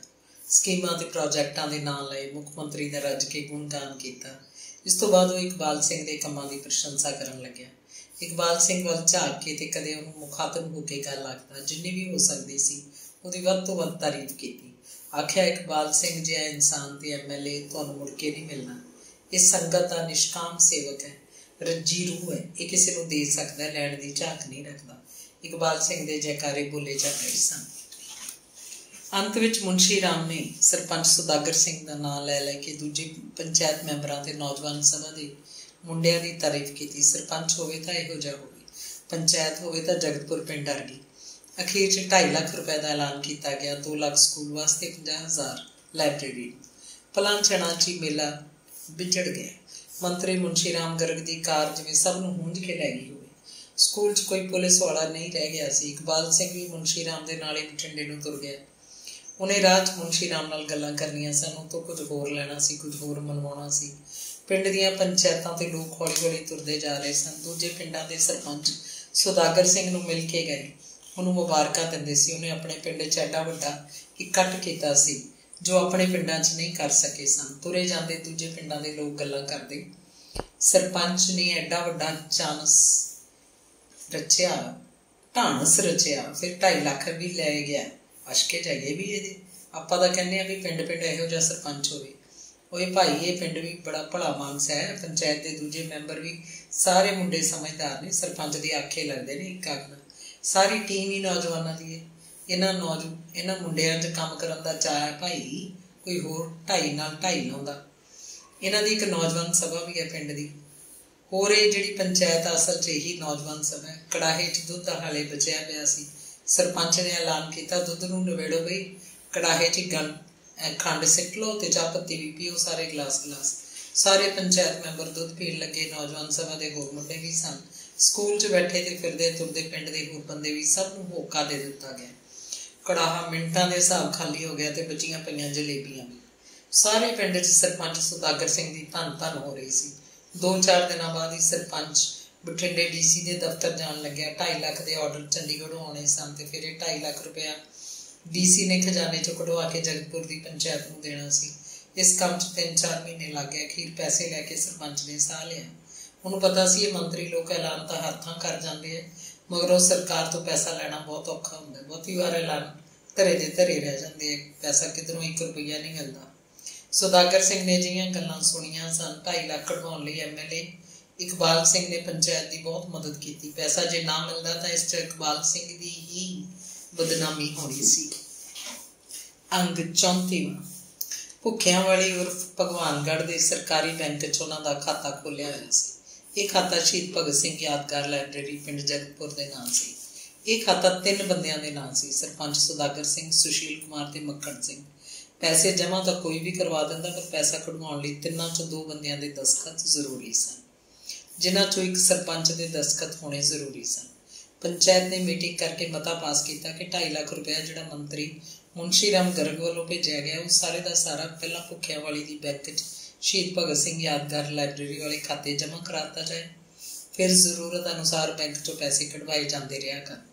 ਸਰਪੰਚ ਸੁਦਾਗਰ ਸਿੰਘ ਨੇ ਹਾਸੇ ਸਾਰੇ ਮੈਂਬਰਾਂ ਨੂੰ ਇੱਕ ਟੰਗ ਦੇ ਭਾਰ ਖੜੇ ਹੋ ਕੇ ਸਹੁੰ ਪਵਾਈ ਕਿ ਇਹਨਾਂ ਪੈਸਿਆਂ 'ਚੋਂ 1 ਪਾਈ ਕੋਈ ਬੇਈਮਾਨੀ ਦੇ ਰਾਹ ਨਹੀਂ ਜਾਣ ਦੇਗਾ। ਇਹਨਾਂ ਪੈਸਿਆਂ ਨੂੰ ਉਵੇਂ ਹੀ ਵਰਤਣਾ ਜਿਵੇਂ ਲਾਇਬ੍ਰੇਰੀ ਵੇਲੇ, ਤੇ ਫਿਰ ਸਕੂਲ ਦੇ ਕਮਰੇ ਬਣਾਉਣ ਲਈ ਪਿੰਡ ਦੀ ਬਾਰਿਸ਼ ਦੇ ਪੈਸੇ ਖਰਚੇ ਕੀਤੇ। ਮੀਟਿੰਗ ਵਿੱਚ ਇਹ ਵੀ ਤੈਅ ਕੀਤਾ ਗਿਆ ਕਿ 2 ਲੱਖ ਵਿੱਚ ਇੱਕ ਤਾਂ 6 ਕਮਰਿਆਂ ਤੇ ਬਾਕੀ ਪਹਿਲਾਂ ਬਣੇ ਕਮਰਿਆਂ ਦਾ ਫਰਸ਼ ਪੱਥਰ ਦੀਆਂ ਚਿੱਟੀਆਂ ਟਾਇਲਾਂ ਲਾ ਕੇ ਪੱਕਾ ਕੀਤਾ ਜਾਏ। 6 ਨਵੇਂ ਕਮਰਿਆਂ ਦੇ ਨਾਲ ਸਾਰੇ ਸਕੂਲ ਨੂੰ ਪੱਕਾ ਪੇਂਟ ਕਰਾ ਦਿੱਤਾ ਜਾਏ। ਅੰਦਰੋਂ ਕੰਧਾਂ, ਛੱਤ ਤੇ ਬਾਹਰੋਂ ਕੰਧਾਂ ਵੀ ਰੰਗਦਾਰ ਪੇਂਟ ਕਰਵਾਉਣਾ, ਚਿੱਟਾ ਨਹੀਂ, ਤਾਂ ਕਿ ਕੰਧਾਂ ਛੇਤੀ ਮੈਲੀਆਂ ਨਾ ਦਿਸਣ। ਦਰਵਾਜ਼ੇ ਖਿੜਕੀਆਂ ਦਾ ਰੰਗ ਰੋਗਨ ਵੀ ਇਹੀ ਹੋਵੇ। ਇਹੀ ਫੈਸਲਾ ਹੋਇਆ ਕਿ ਸਾਰੇ ਸਕੂਲ ਦਾ ਵਾਗਲ ਮਾਰ ਦਿੱਤਾ ਜਾਏ। ਆਦਮੀ ਜਿੰਨੀ ਉੱਚੀ ਕੰਧ ਸੀਮੈਂਟ ਦੀ ਚਿਨਾਈ ਕਰੀ ਜਾਵੇ। ਸਕੂਲ ਦਾ ਸ਼ਾਨਦਾਰ ਲੋਹੇ ਦਾ ਗੇਟ ਬਣਵਾਇਆ ਜਾਏ। ਗੇਟ ਤੇ ਸਕੂਲ ਦਾ ਨਾਮ ਪੰਜਾਬੀ 'ਚ ਲਿਖਿਆ ਜਾਵੇ, ਅੰਗਰੇਜ਼ੀ 'ਚ ਨਹੀਂ। ਸਕੂਲ ਦੇ ਨਾਲ ਹੀ ਪਿੰਡ ਦੇ ਵਾਟਰ ਵਰਕਸ ਦੀ ਟੈਂਕੀ ਸੀ। ਇਹ ਜਗ੍ਹਾ ਵੀ ਪਿੰਡ ਦੀ ਸੀ, ਜਿਸ 'ਚ ਕਰਮਚਾਰੀਆਂ ਲਈ 2 ਕੁਆਟਰ ਵੀ ਬਣੇ ਸਨ। ਇਹ ਵੀ ਫੈਸਲਾ ਹੋਇਆ ਕਿ ਵਾਟਰ ਵਰਕਸ ਦੇ ਉੱਤੋਂ ਦੀ ਸਕੂਲ ਵਾਂਗ ਹੀ ਵਗਲ ਮਾਰਿਆ ਜਾਏ। ਇੱਕ ਤਰ੍ਹਾਂ ਨਾਲ ਵਾਟਰ ਵਰਕਸ ਵੀ ਸਕੂਲ ਦਾ ਹਿੱਸਾ ਹੀ ਲੱਗੇ। ਵਾਟਰ ਵਰਕਸ ਵਾਲਿਆਂ ਜੋ ਇੱਕ ਬਗੀਚੀ ਜੀ ਬਣਾ ਕੇ ਛੱਡੀ ਹੋਈ ਹੈ, ਜਿਸ 'ਚ ਬੂਟਿਆਂ ਨੂੰ ਕਦੇ ਵੀ ਫੁੱਲ ਨਹੀਂ ਲੱਗੇ, ਇਸ ਬਗੀਚੀ ਨੂੰ ਹੋਰ ਵਧਾ ਕੇ ਕਾਮਯਾਬ ਕੀਤਾ ਜਾਏ। ਇੱਥੇ ਫੁੱਲਦਾਰ ਤੇ ਸਜਾਵਟੀ ਬੂਟੇ ਲਾਏ ਜਾਣ। ਲਾਇਬ੍ਰੇਰੀ ਦੇ 50,000 ਲਈ ਇਹ ਫੈਸਲਾ ਕੀਤਾ ਗਿਆ ਕਿ ਹਾਲ 'ਚ ਰੱਖਣ ਲਈ 8 ਢੋਦਾਰ ਵੱਡੇ ਬੈਂਚ ਬਣਵਾਏ ਜਾਣ। 4 ਬੈਂਚ ਇੱਕ ਪਾਸੇ ਕੰਧ ਨਾਲ, 4 ਬੈਂਚ ਦੂਜੇ ਪਾਸੇ ਦੂਜੀ ਕੰਧ ਨਾਲ। ਕਿਸੇ ਫੰਕਸ਼ਨ ਲਈ ਸਨਮਾਨਯੋਗ ਵਿਅਕਤੀ ਸੱਦੇ ਹੋਏ ਬੈਠ ਸਕਣ। ਉੱਤੇ ਹਾਲ ਕਮਰੇ ਵਿੱਚ ਹੀ ਲੱਕੜ ਦੀਆਂ ਸ਼ਾਨਦਾਰ 4 ਅਲਮਾਰੀਆਂ ਬਣਵਾਈਆਂ ਜਾਣ, ਜਿਨ੍ਹਾਂ 'ਚ ਨਵੀਆਂ ਕਿਤਾਬਾਂ ਰੱਖੀਆਂ ਜਾਂਦੀਆਂ ਰਹਿਣਗੀਆਂ। 10,000 ਰੁਪਏ ਦੀਆਂ ਨਵੀਆਂ ਪੰਜਾਬੀ ਕਿਤਾਬਾਂ ਖਰੀਦੀਆਂ ਜਾਣ। ਜਦੋਂ ਵੀ ਨੇੜੇ ਤੇੜੇ ਬਠਿੰਡੇ, ਜਲੰਧਰ, ਲੁਧਿਆਣੇ ਜਾਂ ਚੰਡੀਗੜ੍ਹ ਕੋਈ ਵੱਡਾ ਪੁਸਤਕ ਮੇਲਾ ਲੱਗਾ ਹੋਏ, ਮਤੇ 'ਚ ਲਿਖਿਆ ਗਿਆ ਕਿ ਲਾਇਬ੍ਰੇਰੀ ਦੇ ਸੰਬੰਧ 'ਚ ਕਿਤਾਬਾਂ ਖਰੀਦਣ ਜਾਂ ਹੋਰ ਸਮਾਨ ਲਿਆਉਣ ਲਈ ਸਰਪੰਚ ਦੇ ਸਹੁਰਾ ਸਾਹਿਬ ਗਿਆਨੀ ਕਲਿਆਣ ਸਿੰਘ ਦੀਆਂ ਸੇਵਾਵਾਂ ਪ੍ਰਾਪਤ ਕੀਤੀਆਂ ਜਾਣ। ਉਹਨਾਂ ਨੂੰ ਲਾਇਬ੍ਰੇਰੀ ਸੰਬੰਧੀ ਖਾਸਾ ਗਿਆਨ ਤੇ ਤਜਰਬਾ ਹੈ, ਵਿਹਲਾ ਸਮਾਂ ਦੇ ਸਕਦਾ। ਇੱਕ ਪਾਸੇ ਤਾਂ 2 ਮਿਸਤਰੀ ਕਮਰਿਆਂ 'ਚ ਪੱਥਰ ਲਾ ਰਹੇ ਸਨ, ਦੂਜੇ ਪਾਸੇ 2 ਹੋਰ ਮਿਸਤਰੀ ਬਾਗਲ ਮਾਰਨ ਲੱਗੇ। ਇਹ ਉਹੀ ਬਠਿੰਡੇ ਦੇ 2 ਮਿਸਤਰੀ ਸਨ ਜਿਹੜੇ ਪਹਿਲਾਂ ਕਮਰੇ ਬਣਾ ਕੇ ਗਏ ਸਨ, ਜਿਨ੍ਹਾਂ ਨਾਲ ਪੱਕੇ ਤੌਰ ਤੇ 4 ਬਿਹਾਰੀ ਮਜ਼ਦੂਰ ਕੰਮ ਕਰਦੇ ਸਨ। ਲਾਇਬ੍ਰੇਰੀ ਦੀ ਬਿਲਡਿੰਗ ਵੀ ਇਹਨਾਂ ਮਿਸਤਰੀਆਂ ਨੇ ਤਿਆਰ ਕੀਤੀ ਸੀ। ਵਾਟਰ ਵਰਕਸ ਦੇ ਸਕੂਲ ਦੇ ਉੱਤੋਂ ਦੀ ਇਕੱਠਾ ਵਾਗਲ ਮਾਰਿਆ ਗਿਆ। ਪੱਥਰ ਦੀ ਰਗੜਾਈ ਤੋਂ ਬਾਅਦ ਆਏ 4 ਬਿਹਾਰੀ ਮੁੰਡੇ ਜਿਹੜੇ ਪਿੰਡ ਦਾ ਕੰਮ ਕਰਦੇ ਸਨ, ਸਰਪੰਚ ਵੱਲੋਂ ਇਹਨਾਂ ਨੂੰ ਰੰਗ ਰੋਗਨ ਤੇ ਬਾਕੀ ਦਾ ਜ਼ਰੂਰੀ ਸਮਾਨ ਬੁਰਸ਼ ਆਦਿ ਮੰਗਵਾ ਦਿੱਤੇ ਗਏ। ਇਹ ਮੁੰਡੇ ਬਿਜਲੀ ਦੀ ਤੇਜ਼ੀ ਵਾਂਗ ਕੰਮ ਕਰਦੇ। ਕਮਰਿਆਂ ਦਾ ਕੰਮ ਨਿਬੇੜ ਕੇ ਫਿਰ ਇਹਨਾਂ ਨੇ ਵਾਗਲ ਦੀ ਕੰਧ ਨੂੰ ਵੀ ਸਫੈਦੀ ਕੀਤੀ। ਸਕੂਲ ਦਾ ਕੰਮ ਲਗਾਤਾਰ 6 ਮਹੀਨੇ ਚੱਲਦਾ ਰਿਹਾ। ਕਮਰਿਆਂ ਦੇ ਬਣਾਉਣ ਵਾਂਗ ਇਹ ਵੀ ਵੱਡਾ ਕੰਮ ਸੀ। ਪਹਿਲਾਂ ਵਾਂਗ ਹੀ ਸਕੂਲ 'ਚ ਰੋਟੀ ਚਾਹ ਦਾ ਲੰਗਰ ਖੁੱਲ੍ਹਿਆ। ਇੱਕ ਪਾਸੇ ਸਕੂਲ ਦਾ ਕੰਮ ਹੋ ਰਿਹਾ ਸੀ, ਉੱਧਰ ਲਾਇਬ੍ਰੇਰੀ 'ਚ ਵੀ ਲੱਕੜ ਦਾ ਕੰਮ ਚੱਲ ਰਿਹਾ ਸੀ। ਲੱਕੜ ਦੇ 2 ਮਿਸਤਰੀ ਬਠਿੰਡਿਆਂ ਹੀ ਚੰਗੀ ਲੱਕੜ ਮੁੱਲ ਲੈ ਕੇ ਸ਼ਤੀਰੀਆਂ ਦੇ ਫੱਟੇ ਚਰਵਾ ਲਿਆਏ ਸਨ। ਹੁਣ ਢੂਦਾਰ ਬੈਂਚ ਬਣ ਰਹੇ ਸਨ। 8 ਬੈਂਚਾਂ ਬਾਅਦ 4 ਅਲਮਾਰੀਆਂ ਤਿਆਰ ਕੀਤੀਆਂ ਗਈਆਂ। ਇਹਨਾਂ ਮਿਸਤਰੀਆਂ ਨੇ ਬੈਂਚਾਂ ਤੇ ਅਲਮਾਰੀਆਂ ਨੂੰ ਰੰਗ ਕੀਤਾ। ਲਾਇਬ੍ਰੇਰੀ 'ਚ ਜਿੰਨੇ ਦਿਨ ਲੱਕੜ ਦਾ ਕੰਮ ਚੱਲਦਾ ਰਿਹਾ, ਗਿਆਨੀ ਕਲਿਆਣ ਸਿੰਘ ਨਿੱਤ ਗੇੜਾ ਮਾਰਦਾ। ਕਦੇ ਉਹ ਜਗਤਪੁਰੀ ਠਹਿਰ ਜਾਂਦਾ, ਨਹੀਂ ਤਾਂ ਨਿੱਤ ਬਠਿੰਡੇ ਤੋਂ ਆ ਜਾਂਦਾ। ਭੀਮਾ ਸਾਰਾ ਦਿਨ ਲਾਇਬ੍ਰੇਰੀ 'ਚ ਹਾਜ਼ਰ ਰਹਿੰਦਾ। ਉਹ ਸਵੇਰੇ ਮਿਸਤਰੀਆਂ ਦੇ ਆਉਣ ਤੋਂ ਪਹਿਲਾਂ ਜਾ ਕੇ ਲਾਇਬ੍ਰੇਰੀ ਖੋਲ੍ਹਦਾ। 2 ਬੰਦੇ ਸਨ, ਤੀਜਾ ਮਜ਼ਦੂਰ ਵਗੈਰਾ ਕੋਈ ਨਹੀਂ ਸੀ, ਨਾ ਹੀ ਲੋੜ ਸੀ। ਜੇ ਲੋੜ ਪੈਂਦੀ ਵੀ ਤਾਂ ਵੀ ਭੀਮਾ ਆਪ ਸੀ। ਚਾਹੇ ਉਹਦੀ ਉਮਰ 70 ਦੇ ਨੇੜੇ ਤੇੜੇ ਸੀ, ਪਰ ਉਹ ਤਕੜਾ ਸੀ। ਛੇਤੀ ਥੱਕ ਤਾਂ ਜਾਂਦਾ, ਪਰ ਕੰਮ ਨੂੰ ਹੱਥ ਜ਼ਰੂਰ ਪਾਉਂਦਾ। ਦਮ ਲੈ ਲੈ ਕੇ ਕੰਮ ਤੋਂ ਘੱਟਦਾ ਨਹੀਂ ਸੀ। ਲੱਕੜ ਦੇ ਮਿਸਤਰੀਆਂ ਦਾ ਰੋਟੀ ਪਾਣੀ ਸਰਪੰਚ ਦੇ ਘਰੋਂ ਆਉਂਦਾ। ਸਰਪੰਚ ਸੁਦਾਗਰ ਸਿੰਘ ਜਿਹੇ ਖਰਚਾਂ ਨੂੰ ਕੋਈ ਗਿਣਦਾ ਨਹੀਂ ਸੀ। ਸਵੇਰੇ ਨਾਸ਼ਤਾ ਕਰਕੇ ਬਠਿੰਡੇ ਤੋਂ ਚੱਲਦੇ। ਦੁਪਹਿਰ ਦੀ ਰੋਟੀ ਸਰਪੰਚ ਦੇ ਘਰੋਂ ਆਉਂਦੀ। 3 ਵਾਰੀ ਚਾਹ ਪੀਂਦੇ। ਇੱਕ ਵਾਰੀ ਤਾਂ ਬਠਿੰਡੇ ਤੋਂ ਆਉਂਦੇ ਕੰਮ 'ਤੇ ਲੱਗਣ ਵੇਲੇ, ਦੂਜੀ ਵਾਰ ਦੀ ਚਾਹ ਦੁਪਹਿਰ ਦੀ ਰੋਟੀ ਖਾਣ ਤੋਂ ਘੰਟਾ ਬਾਅਦ, ਤੀਜੀ ਵਾਰ ਦੀ ਚਾਹ ਆਥਣ ਦੀ ਝੁੱਟੀ ਲਾਉਣ ਵੇਲੇ। ਉਹਨਾਂ ਦੀ ਦਿਹਾੜੀ ਨਹੀਂ ਸੀ। ਸਾਰਾ ਕੰਮ ਠੇਕੇ 'ਤੇ ਹੋ ਰਿਹਾ ਸੀ। 8 ਬੈਂਚ ਦੇ 4 ਅਲਮਾਰੀਆਂ ਬਣਾ ਕੇ ਦੇਣ ਲਈ ਫਿਰ ਇਹਨਾਂ ਨੂੰ ਪੇਂਟ ਕਰਨ ਦੇ ਉਹਨਾਂ ਨੇ ਉੱਕੇ ਪੁੱਕੇ ਪੈਸੇ ਕੀਤੇ। ਕੁਝ ਪੈਸੇ ਪੇਸ਼ਗੀ ਫੜੇ, ਫਿਰ ਨਾਲ ਹੀ ਨਾਲ ਪੈਸੇ ਲੈਂਦੇ ਰਹਿੰਦੇ। ਲਾਇਬ੍ਰੇਰੀ ਦਾ ਕੰਮ ਤਾਂ ਪਹਿਲਾਂ ਮੁੱਕ ਗਿਆ, ਪਰ ਸਕੂਲ 'ਚ ਮਿਸਤਰੀਆਂ ਨੇ 3 ਮਹੀਨਿਆਂ ਦਾ ਕੰਮ ਜਾਰੀ ਰੱਖਿਆ। ਇੱਕ ਤਰ੍ਹਾਂ ਨਾਲ ਚਮਕ ਉੱਠਿਆ ਸਕੂਲ। ਰੰਗਦਾਰ ਬਿਲਡਿੰਗ ਦੂਰੋਂ ਹੀ ਲਿਸ਼ਕਾ ਮਾਰਦੀ। ਹਰ ਕਿਸੇ ਦਾ ਸਕੂਲ 'ਚ ਆ ਕੇ ਖੜਨ ਨੂੰ ਜੀਅ ਕਰਦਾ। ਸਕੂਲ ਤੇ ਲਾਇਬ੍ਰੇਰੀ ਉੱਤੇ ਖਰਚ ਉੱਤੋਂ ਦੀ ਚਲਿਆ ਗਿਆ। 2.5 ਲੱਖ ਨਾਲ ਕਿੱਥੇ ਸਰਿਆ। ਮਹਿੰਗਾਈ ਦਾ ਜ਼ਮਾਨਾ ਸੀ, ਹਰ ਚੀਜ਼ ਨੂੰ ਅੱਗ ਲੱਗੀ ਸੀ। ਲੋਹੇ ਦਾ ਭਾਅ ਕੰਮ ਚੱਲਦੇ ਚੱਲਦੇ ਵੱਧ ਜਾਂਦਾ। ਸੀਮੈਂਟ ਦੀ ਬੋਰੀ ਦਾ ਰੇਟ ਅਗਲੇ ਮਹੀਨੇ 1 ਰੁਪਇਆ ਵੱਧ ਗਿਆ। ਜਿਨ੍ਹਾਂ ਲੋਕਾਂ ਨੇ ਕੁਝ ਵਰ੍ਹੇ ਪਹਿਲਾਂ ਆਪਣੇ ਨਵੇਂ ਮਕਾਨ ਬਣਾਏ ਸਨ, ਸਕੂਲ ਵਿੱਚ ਆਉਂਦੇ ਤੇ ਮਿਸਤਰੀਆਂ ਤੋਂ ਲੋਹੇ ਦਾ ਭਾਅ ਪੁੱਛਦੇ, ਸੀਮੈਂਟ ਪੁੱਛਦੇ, ਇੱਟਾਂ ਦਾ ਰੇਟ। ਉਹਨਾਂ ਦੇ ਮੂੰਹ ਟੱਡੇ ਹੀ ਰਹਿ ਜਾਂਦੇ। ਆਖਦੇ ਬੱਲੇ ਬੱਲੇ, ਅੱਛਾ। ਮਨ 'ਚ ਗੌਰਵ ਜਿਹਾ ਮਹਿਸੂਸ ਕਰਦੇ ਕਿ ਉਹ ਚੰਗੇ ਰਹੇ ਵੇਲੇ ਸਿਰ ਮਕਾਨ ਬਣਾ ਲਿਆ। ਅੱਜ ਦਾ ਭਾਅ ਹੁੰਦਾ ਤਾਂ ਪੱਟੇ ਜਾਣਾ ਸੀ ਮਹਿੰਗਾਈ ਦੇ ਮੂੰਹ। ਉਹਨਾਂ ਦਿਨਾਂ 'ਚ ਹੀ ਬਠਿੰਡੇ ਦਾ ਪੁਸਤਕ ਮੇਲਾ ਆ ਗਿਆ। ਇਹ ਪੂਰੇ 7 ਦਿਨਾਂ ਦਾ ਸੀ। ਇਸ ਮੇਲੇ ਦਾ ਪ੍ਰਬੰਧ ਦਿੱਲੀ ਦੇ ਨੈਸ਼ਨਲ ਬੁੱਕ ਟਰੱਸਟ ਵੱਲੋਂ ਕੀਤਾ ਗਿਆ ਸੀ। ਦਿੱਲੀ ਤੇ ਪੰਜਾਬ ਦੇ 34-35 ਪ੍ਰਕਾਸ਼ਕਾਂ ਨੇ ਹਿੰਦੀ, ਪੰਜਾਬੀ ਤੇ ਅੰਗਰੇਜ਼ੀ ਕਿਤਾਬਾਂ ਦੇ ਬੁੱਕ ਸਟਾਲ ਲਾਏ। ਪੰਜਾਬੀ ਦੇ ਸਭ ਤੋਂ ਵੱਧ ਬੁੱਕ ਸਟਾਲ ਸਨ। 7 ਦਿਨਾਂ 'ਚ 3 ਭਾਸ਼ਾਵਾਂ ਦੀਆਂ ਕਿਤਾਬਾਂ ਦੀ ਵਿਕਰੀ 50 ਲੱਖ ਰੁਪਏ ਹੋਈ। ਸਭ ਤੋਂ ਵੱਧ ਕਿਤਾਬਾਂ ਪੰਜਾਬੀ ਦੀਆਂ ਵਿਕੀਆਂ, 40 ਲੱਖ ਦੀਆਂ। ਕਿਤਾਬਾਂ ਦੀ ਇੰਨੀ ਵਿਕਰੀ ਪਹਿਲਾਂ ਕਦੇ ਪੰਜਾਬ 'ਚ ਲੱਗੇ ਕਿਸੇ ਵੀ ਪੁਸਤਕ ਮੇਲੇ 'ਚ ਨਹੀਂ ਹੋਈ ਸੀ। ਪਤਾ ਲੱਗਿਆ ਕਿ ਮਾਲਵਾ ਖੇਤਰ ਪੁਸਤਕ ਸੱਭਿਆਚਾਰ 'ਚ ਵੀ ਕਿੰਨਾ ਅੱਗੇ ਹੈ। ਇਹ ਲੋਕ ਸ਼ਰਾਬਾਂ ਹੀ ਨਹੀਂ ਪੀਂਦੇ, ਕਿਤਾਬਾਂ ਵੀ ਪੜ੍ਹਦੇ। ਸਰਪੰਚ ਸੁਦਾਗਰ ਸਿੰਘ ਨੇ 10,000 ਰੁਪਏ ਦੀਆਂ ਪੰਜਾਬੀ ਕਿਤਾਬਾਂ ਖਰੀਦਣ ਲਈ 3 ਬੰਦਿਆਂ ਦੀ ਡਿਊਟੀ ਲਾਈ। ਗਿਆਨੀ ਕਲਿਆਣ ਸਿੰਘ, ਭੀਮਾ ਤੇ ਸੁਸ਼ੀਲ ਕੁਮਾਰ। ਉਹ ਵਿਚਕਾਰਲੇ ਦਿਨਾਂ 'ਚ ਬਠਿੰਡੇ ਗਏ ਸਨ। ਸਾਰਾ ਦਿਨ ਬੁੱਕ ਸਟਾਲਾਂ ਤੋਂ ਲੱਭ ਕੇ ਉਹਨਾਂ ਨੇ ਕਿਤਾਬਾਂ ਖਰੀਦੀਆਂ। ਇਹਨਾਂ ਦਾ ਬਿੱਲ 15,000 ਰੁਪਏ ਬਣਿਆ। ਭੀਮਾ ਪਹਿਲਾਂ ਹੀ ਵੱਧ ਪੈਸੇ ਲੈ ਕੇ ਗਿਆ ਸੀ, ਪਰ ਉਹ ਆਖ ਰਿਹਾ ਸੀ ਕਿ ਸੁਦਾਗਰ ਨੇ ਤਾਂ 10,000 ਦੀ ਕਿਹਾ ਸੀ। ਗਿਆਨੀ ਜੀ ਕਹਿਣ ਲੱਗੇ, ਕਿਤਾਬਾਂ ਇਹ ਸਾਰੀਆਂ ਲੈ ਚੱਲੋ। ਜੇ ਸੁਦਾਗਰ ਤੋਂ ਕੁਝ ਕਹਿਣ ਲੱਗਾ ਤਾਂ 5,000 ਮੇਰੇ ਕੰਨੀਓਂ ਸਮਝ ਲਿਓ, ਮੈਂ ਆਪਣੀ ਜੇਬ 'ਚ ਦਿਉਂ 5,000। ਪਰ ਸਰਪੰਚ ਨੇ ਕੁਝ ਵੀ ਨਾ ਨੁੱਕਰ ਨਹੀਂ ਕੀਤੀ। 15,000 ਦੇ ਬਿੱਲ ਲਾਇਬ੍ਰੇਰੀ ਫੰਡ ਵਿੱਚੋਂ ਅਦਾ ਹੋ ਗਏ। ਅੰਗ 35ਵਾਂ। ਜਿਨ੍ਹਾਂ ਦਿਨਾਂ 'ਚ ਲਾਇਬ੍ਰੇਰੀ ਲਈ ਬੈਂਚਾਂ, ਅਲਮਾਰੀਆਂ ਦਾ ਕੰਮ ਚੱਲ ਰਿਹਾ ਸੀ, ਗਿਆਨੀ ਕਲਿਆਣ ਸਿੰਘ ਕੋਲ ਲਾਇਬ੍ਰੇਰੀ 'ਚ ਪਿੰਡ ਦੇ ਬੰਦੇ ਆ ਬਹਿੰਦੇ ਤੇ ਗਿਆਨੀ ਜੀ ਦੀਆਂ ਗੱਲਾਂ ਸੁਣਦੇ। ਉਹਨਾਂ ਦੀਆਂ ਸਾਰੀਆਂ ਗੱਲਾਂ ਹੀ ਸਿੱਖਿਆਦਾਇਕ ਹੁੰਦੀਆਂ। ਇੱਕ ਦਿਨ ਬਿਹਾਰੀ ਭਈਏ ਬਾਰੇ ਬਹਿਸ ਛਿੜ ਪਈ। ਪਿੰਡ ਦੇ 3 ਬੰਦੇ ਹੋਰ ਸਨ। ਇੱਕ ਤਾਂ ਸੀ ਮੱਖਣ ਮੈਂਬਰ ਦਾ ਬਾਪ ਗੱਜਾ ਸੂ। ਇਹ ਪੁਰਾਣਾ ਫੌਜੀ ਸੀ, ਹੌਲਦਾਰੀ ਪੈਨਸ਼ਨ ਲੈ ਕੇ ਆਇਆ ਸੀ। ਦੂਜਾ ਸੀ ਸੁਸ਼ੀਲ ਕੁਮਾਰ ਦਾ ਚਾਚਾ ਬਿਸ਼ਨੂ ਮਲ। ਇਹ ਤਾਂ ਬੁੱਢਾ ਸੀ। ਇਹਦੇ 2 ਨੌਜਵਾਨ ਮੁੰਡੇ ਖੇਤੀ ਦਾ ਕੰਮ ਕਰਦੇ। ਚਾਹੇ ਜਾਤ ਦੇ ਬਾਣੀਏ ਸਨ, ਪਰ ਇਹਨਾਂ ਕੋਲ ਆਪਣੀ ਜ਼ਮੀਨ ਸੀ। ਸਾਰਾ ਕਾਰ ਵਿਹਾਰ ਜੱਟਾਂ ਵਾਲਾ। ਜੱਟਾਂ ਵਾਂਗ ਹੀ ਰਹਿੰਦੇ ਤੇ ਜੱਟਾਂ ਵਾਂਗ ਹੀ ਖਾਂਦੇ ਪੀਂਦੇ। ਜੱਟ ਬਾਣੀਏ ਸੀਗੇ। ਬਿਸ਼ਨਾ ਮਲ ਦਾ ਸੁਭਾਅ ਵੀ ਜੱਟਾਂ ਵਾਲਾ ਸੀ। ਤੀਜਾ ਸੀ ਰੌਣਕੀ ਚਮਾਰ। ਇਹ ਵਿਹੜੇ 'ਚੋਂ ਪਿੰਡ ਦੀਆਂ ਦੁਕਾਨਾਂ ਤੋਂ ਕੋਈ ਸੌਦਾ ਸੂਤ ਲੈਣ ਆਇਆ ਸੀ। ਆਉਂਦਾ ਇੱਥੇ ਲਾਇਬ੍ਰੇਰੀ 'ਚ ਬੰਦੇ ਬੋਲਦੇ ਸੁਣ ਕੇ ਅਟਕ ਗਿਆ। ਉਹ ਕੰਮ ਕੋਈ ਨਹੀਂ ਕਰਦਾ ਸੀ। ਬਥੇਰਾ ਸਾਰੀ ਉਮਰ ਕਮਾਇਆ ਸੀ ਉਹਨੇ। ਹੁਣ कुछ शरीर का ढिला मट्ठा रहन करके घर ही बैठा सी। 2 मुंडे सी, जट्टां दे खेतां 'च काम करदे। सीरी दा धंधा तां हटदा जा रिहा सी। वो जट्टां दे नौकर सन, सालाना पैसे लैंदे, उन्हां दा रोटी पानी भी जट्टां दे घर ही हुंदा। गल भीमे तो ही छिड़ी सी। ਗਿਆਨੀ कल्याण सिंह आख रिहा सी कि जम्मिया ही एक बिहार की धरती ते है, नहीं तां की है इहदे च बिहारियां वाला। सारी उम्र इसे पिंड च गुजारती, इत्थों दा ही होके रह गया। देखण बोलण तो ही पता लगदा है कि पंजाबी नहीं, पर काम कार सारा इहदा इधरला ही है। हाँ, इउं लगदा जिवें ज्वाले कियां चों ही है। उन्हां दा बुढ़ा गज्जा सूं हस के बोलिया, एक भीमा की बठिंडे जाके देखो, ये बिहारी तां अपने मकान पाई बैठे है, फैक्ट्रियां च काम करदे है, इन्हां दे जवाक सरकारी स्कूलों च पढ़दे है। रौनकी ने कहा। कल्याण सिंह दसन लग्या, बठिंडे इन्हां दे राशन कार्ड बने हुए है, इन्हां दीयां वोटां बड़ियां है। वोटां वेले चाहे विधान सभा की चोण होवे जां कॉरपोरेशन की पार्टियां इन्हां दे मगर मगर फिरदियां ने वोटां नूं। ਜਿਹੜੀ पार्टी इन्हां दा कोई फायदा करे उसे नूं वोट दिंदे आ। अपने शहरियां च तां इन्हां च कोई फर्क ही नहीं। अपने कन्नी तां खैर ये कणक की वाढी वेले ही आउंदे हुंदे, वो भी उदों जदों कंबाइनां हाले चलियां नहीं सी। अपने तां कपाह बहुत हुंदी है जां नरमा हुंदा, उदों इन्हां दी इन्नी लोड़ नहीं हुंदी। उधर मानसा बरनाला दे इलाके च जिथे झोना बहुत बीजदे है, उधर भईयां दी बहुत लोड़ पैंदी है। झोने की खेती असल च इन्हां बिहारियां दी करामात है, नहीं तां साडे जट्टां नूं झोने दा की पता सी। ये बिहारी लोग खेती के धंधे च जट्टां दे बड़े काम आउंदे है। विश्नामल ने अपने विचार दसे।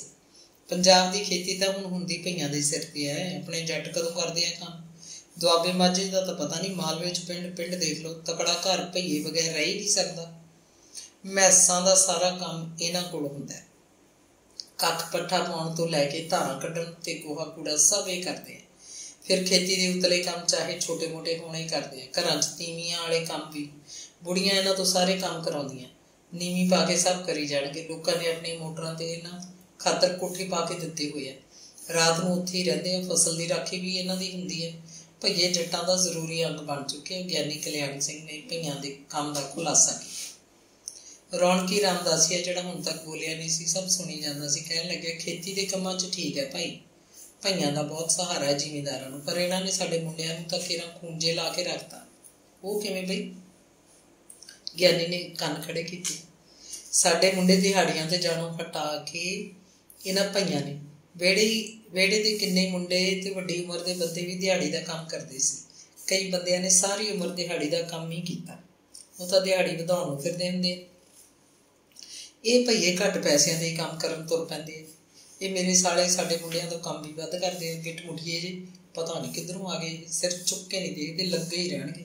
कित्थे तां जट साडे मुंडियां नूं मिन्नतां करके दिहाड़ी जांदे हुंदे, किते हुण घरे बैठे मूँह तां चक चक जट्टां नूं उडीकदे रहिंदे आ भी आओ कोई जट दिहाड़ी ते लिजाण। चमारां नूं तां त्याग ही दित्ता एक तरह नाल जट्टां ने।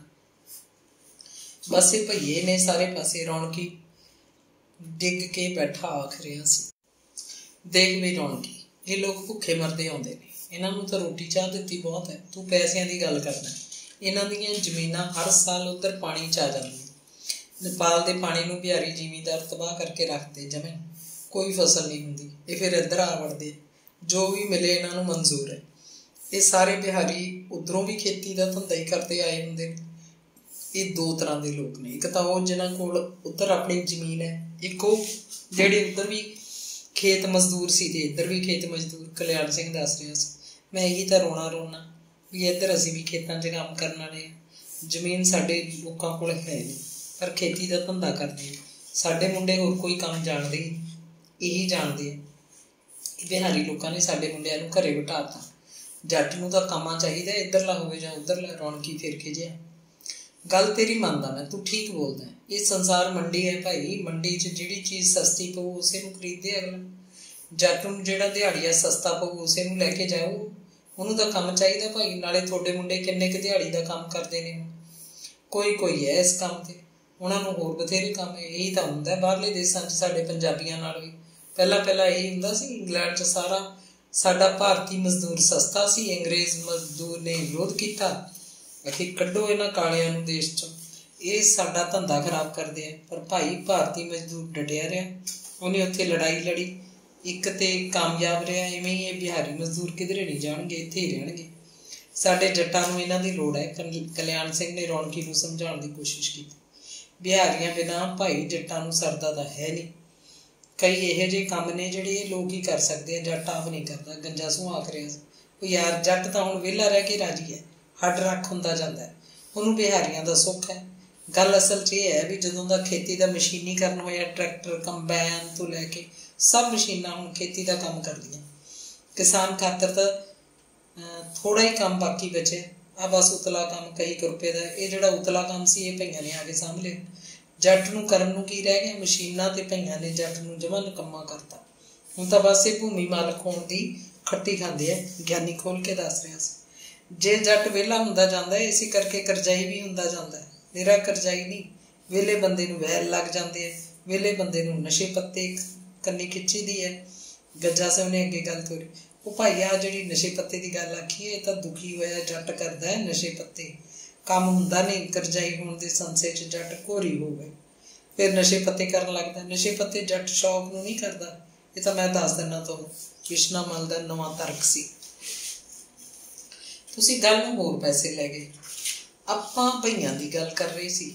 ਮੈਂ ਇਹ ਕਹਿਣਾ ਵੀ ਜੱਟ ਨੂੰ ਭਈਆਂ ਨੇ ਬਚਾ ਲਿਆ। ਇਹ ਜਦੋਂ ਦੇ ਇੱਧਰ ਆਉਣ ਲੱਗੇ ਹੈ, ਖੇਤੀ ਦੇ ਕੰਮ 'ਚ ਜੱਟਾਂ ਨੂੰ ਸਹਾਰਾ ਹੈ ਇਹਨਾਂ ਦਾ। ਝੋਨਾ ਬੀਜਣ ਦਾ ਕੰਮ ਹੀ ਲੈ ਲਓ, ਪਾਣੀ 'ਚ ਖੜ ਕੇ ਬੀਜਣਾ ਪੈਂਦਾ। ਪਾਣੀ 'ਚ ਖੜਿਆਂ ਦੀਆਂ ਇਹਨਾਂ ਦੀਆਂ ਉਂਗਲਾਂ ਪਾੜ ਜਾਂਦੀਆਂ ਪੈਰਾਂ ਦੀਆਂ।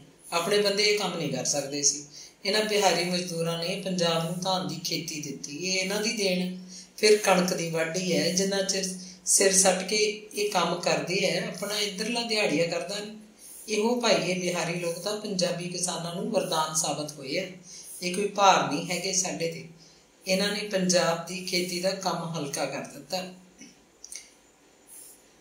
ਕਿਉਂ? ਇਹਨਾਂ ਖਾਤਰ ਰੁਜ਼ਗਾਰ ਦਾ ਮਸਲਾ ਵੱਡਾ ਸੀ। ਅੱਤਵਾਦ ਦੇ 10-12 ਸਾਲਾਂ ਦੌਰਾਨ ਪੰਜਾਬ 'ਚ ਭਈਏ ਨਾ ਹੁੰਦੇ ਤਾਂ ਖੇਤੀ ਦਾ ਕੰਮ ਖੜ ਜਾਣਾ ਸੀ। ਆਪਣੇ ਲੋਕ ਤਾਂ ਖੇਤੀ ਜਾਣੋਂ ਹਟ ਗਏ ਸੀ। ਗਿਆਨੀ ਕਲਿਆਣ ਸਿੰਘ ਨੇ ਭਈਆਂ ਦੀ ਮਹੱਤਤਾ ਸਮਝਾਈ। ਗੱਜਾ ਸਿੰਘ ਨੇ ਨਵੀਂ ਕਹਾਣੀ ਛੋਲੀ। ਉਹ ਆਖ ਰਿਹਾ ਸੀ ਇਹ ਬਿਹਾਰੀ ਜਿਹੜੇ ਇੱਧਰ ਲਗਾਤਾਰ ਆਈ ਜਾਂਦੇ ਹੈ, ਲੱਖਾਂ ਦੀ ਗਿਣਤੀ 'ਚ ਆ ਚੁੱਕੇ ਹੈ, ਕਹਿੰਦੇ ਇੱਧਰ ਆ ਕੇ ਵਸੀ ਜਾਂਦੇ ਹੈ। ਤੁਸੀਂ ਦੱਸਦੇ ਹੋ ਇਹਨਾਂ ਨੇ ਆਪਣੇ ਮਕਾਨ ਪਾ ਲਏ, ਵੋਟਾਂ ਬਣ ਗਈਆਂ ਇਹਨਾਂ ਦੀਆਂ। ਇਹਨਾਂ ਦੇ ਕੱਦ ਕਾਠ ਦੇਖੋ, 5-5 ਫੁੱਟ ਦੇ ਮਸਾਂ ਨੇ। ਸ਼ਕਲ ਸੂਰਤ ਜਮਾਂ ਸੋਹਣੀ ਨਹੀਂ, ਨੱਕ ਮੂੰਹ ਕਿਸੇ ਦਾ ਵੀ ਚੱਜਦਾ ਨਹੀਂ।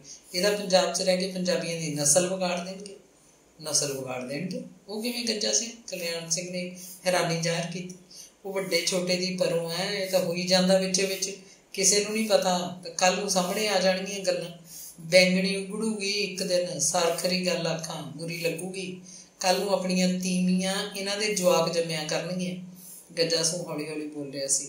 ਬਿਸ਼ਨਾ ਮਲ ਤੇ ਰੌਣਕੀ ਉਹਦੇ ਮੂੰਹ ਵੱਲ ਝਾਕਣ ਲੱਗੇ। ਕਲਿਆਣ ਸਿੰਘ ਸ਼ੱਕੀ ਨਜ਼ਰਾਂ ਨਾਲ ਗੁੱਝਾ ਗੁੱਝਾ ਮੁਸਕਰਾ ਰਿਹਾ ਸੀ। ਨਹੀਂ, ਗੱਲ ਇੱਥੋਂ ਤਾਈਂ ਨਹੀਂ ਪਹੁੰਚਦੀ। ਕਲਿਆਣ ਸਿੰਘ ਨੇ ਜਿਵੇਂ ਵਾਢੀ ਨੂੰ ਲਾ ਗੱਲ ਮੁਕਾਤੀ। ਗੱਲ ਤਾਂ ਪਹੁੰਚੀ ਪਈ ਹੈ ਗਿਆਨੀ ਜੀ। ਆਪਣੇ ਆਦਮੀ ਤਾਂ ਕੰਮ ਕਰਨੋਂ ਹਟ ਗਏ, ਕਰਜ਼ਾਈ ਹੋ ਗਏ, ਨਸ਼ੇ ਪੱਤਿਆਂ 'ਚ ਪੈ ਚੁੱਕੇ। ਤੀਵੀਆਂ ਫਿਰ ਕਿੱਧਰ ਜਾਣ? ਉਹਨਾਂ ਨੇ ਘਰ ਤੋਰਨਾ ਹੁੰਦਾ, ਫਿਰ ਉਹਨਾਂ ਦੇ ਸਰੀਰ ਲੱਗਿਆ। ਇਹ ਸਰੀਰ ਸਭ ਮੰਗਦਾ, ਕਿਤੋਂ ਵੀ ਮਿਲੇ। ਸਰੀਰ ਨੇ ਆਪਣੀ ਭੁੱਖ ਤੇ ਪੂਰੀ ਕਰਨੀ। ਗਿਆਨੀ ਜੀ ਰਮਤ ਸਮਝੋ ਮੇਰੀ, ਕਿੱਧਰ ਨੂੰ ਜਾਂਦੀ ਹੈ ਕਹਾਣੀ, ਫਿਰ ਕਿੱਥੇ ਪਹੁੰਚੀ ਪਈ ਇਹ ਗੱਲ। ਤੀਵੀਆਂ ਹੋਰ ਕਿਹਦੇ ਜਵਾਕ ਜੰਮਣਗੀਆਂ? ਨਸਲ ਆਪੇ ਵਿਗੜੀ ਪਈ ਹੈ, ਚੂਹੇ ਜੰਮਿਆ ਕਰਨਗੀਆਂ। ਕਿੱਥੇ ਆਪਣੇ ਮੁੰਡੇ 6-6 ਫੁੱਟ ਕੱਦ, ਇਹਨਾਂ ਦੇ ਝੱਕਰੇ ਜਿੱਡੇ ਮੂੰਹ, ਤੁਰਦੇ ਨੇ ਤਾਂ ਧਰਤੀ ਹਿਲਦੀ ਹੈ। ਗੱਜਾ ਸਿੰਘ ਜਿਵੇਂ ਆਪਣੇ ਮੂੰਹ ਅੱਗ ਵਰਸਾ ਰਿਹਾ ਸੀ। ਨਹੀਂ ਗੱਜਾ ਸਿੰਘ, ਇੱਥੇ ਤੱਕ ਨਾ ਜਾ ਤੂੰ, ਇੰਨੀ ਗੱਲ ਨਹੀਂ ਹੁੰਦੀ। ਤੂੰ ਤਾਂ ਜਮਾਂ ਸਿਰੇ ਲਾਤੀ। ਪਰ ਜੇ ਹਜ਼ਾਰਾਂ 'ਚੋਂ ਇੱਕ ਕੇਸ ਹੋ ਵੀ ਗਿਆ ਤਾਂ ਉਹਨੂੰ ਆਪਾਂ ਰੋਕ ਨਹੀਂ ਸਕਦੇ। ਜਿਵੇਂ ਤੂੰ ਕਹਿੰਦਾ ਇਹ ਤਾਂ ਪਹਿਲਾਂ ਵੀ ਕਿਧਰੇ ਕਿਧਰੇ ਹੋਈ ਜਾਂਦਾ। ਇਹ ਭਈਏ ਜੇ ਨਾ ਹੋਣ ਆਪਣੇ 'ਚ ਹੋਈ ਜਾਂਦਾ। ਜਿਵੇਂ ਤੂੰ ਕਹਿੰਦਾ ਕਿ ਆਦਮੀ ਨਸ਼ੇ ਪੱਤੇ 'ਚ ਪੈ ਗਏ, ਜ਼ਮੀਨਾਂ ਵਿਕ ਗਈਆਂ, ਜਵਾਕਾਂ ਨੂੰ ਰੋਟੀ ਨਹੀਂ ਮਿਲਦੀ ਖਾਣ ਨੂੰ। ਤੀਵੀਆਂ ਐ ਤਾਂ ਹੁਣ ਸ਼ਹਿਰਾਂ 'ਚ ਅੱਡਿਆਂ 'ਤੇ ਜਾਂਦੀਆਂ ਨੇ, ਉਹਨਾਂ ਨੇ ਘਰ ਤੋਰਨਾ ਹੁੰਦਾ। ਪਰ ਆਪਾਂ ਭਈਆਂ ਦੀ ਗੱਲ ਖੇਤੀ ਮਾਮਲੇ 'ਚ ਕਰ ਰਹੇ ਸੀ, ਤੂੰ ਕਸੂਤਾ ਗੇੜਾ ਦੇ ਦਿੱਤਾ। ਕਲਿਆਣ ਸਿੰਘ ਸੁੱਕੇ ਬੁੱਲਾਂ 'ਤੇ ਜੀਭ ਫੇਰਨ ਲੱਗ ਪਿਆ। ਅੰਦਰੋਂ ਉਹਦੇ ਕੋਲ ਵੀ ਗੱਜਾ ਸਿੰਘ ਦੀ ਗੱਲ ਦਾ ਕੋਈ ਜਵਾਬ ਨਹੀਂ ਸੀ। ਗੱਜਾ ਸਿੰਘ, ਜੇ ਤੂੰ ਕਹਿੰਦਾ ਆਪਣੀਆਂ ਤੀਵੀਆਂ ਨਾਲ ਭਈਆਂ ਦੇ ਜਵਾਕ ਜੰਮਣਗੀਆਂ, ਤੀਵੀਆਂ ਤਾਂ ਇਹਨਾਂ ਦੀਆਂ ਵੀ ਨੇ, ਉਹ ਫਿਰ ਆਪਣੇ ਬੰਦਿਆਂ ਦੇ ਜਵਾਕ ਜੰਮਣਗੀਆਂ।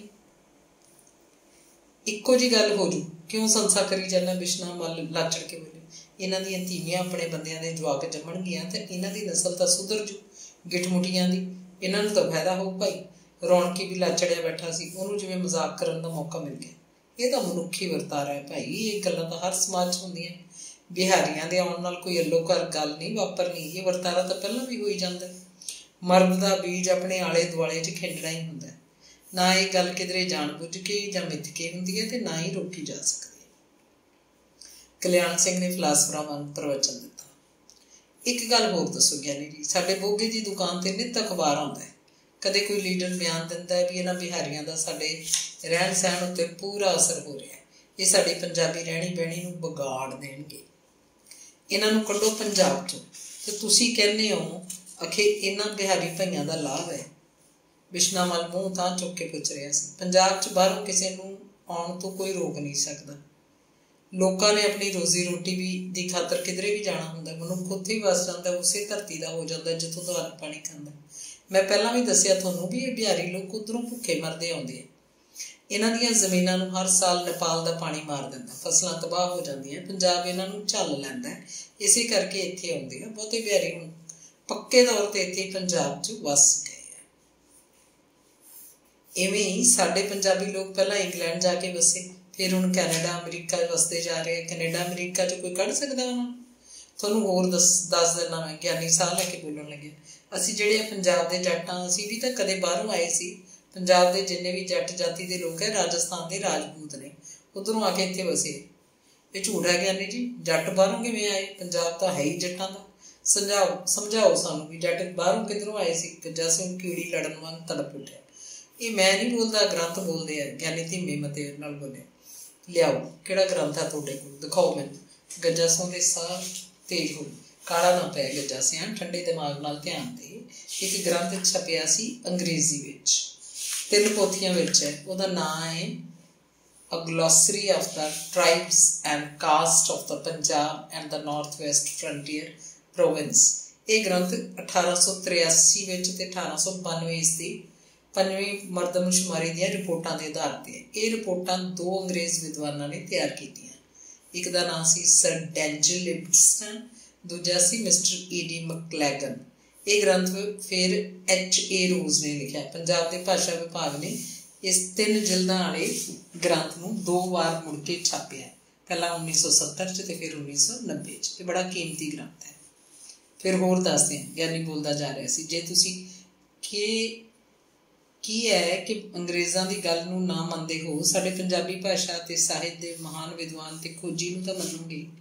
उन्हें भाई कान सिंह नाभा, उन्होंने ग्रंथ है गुरशब्द रत्नागर महान कोश।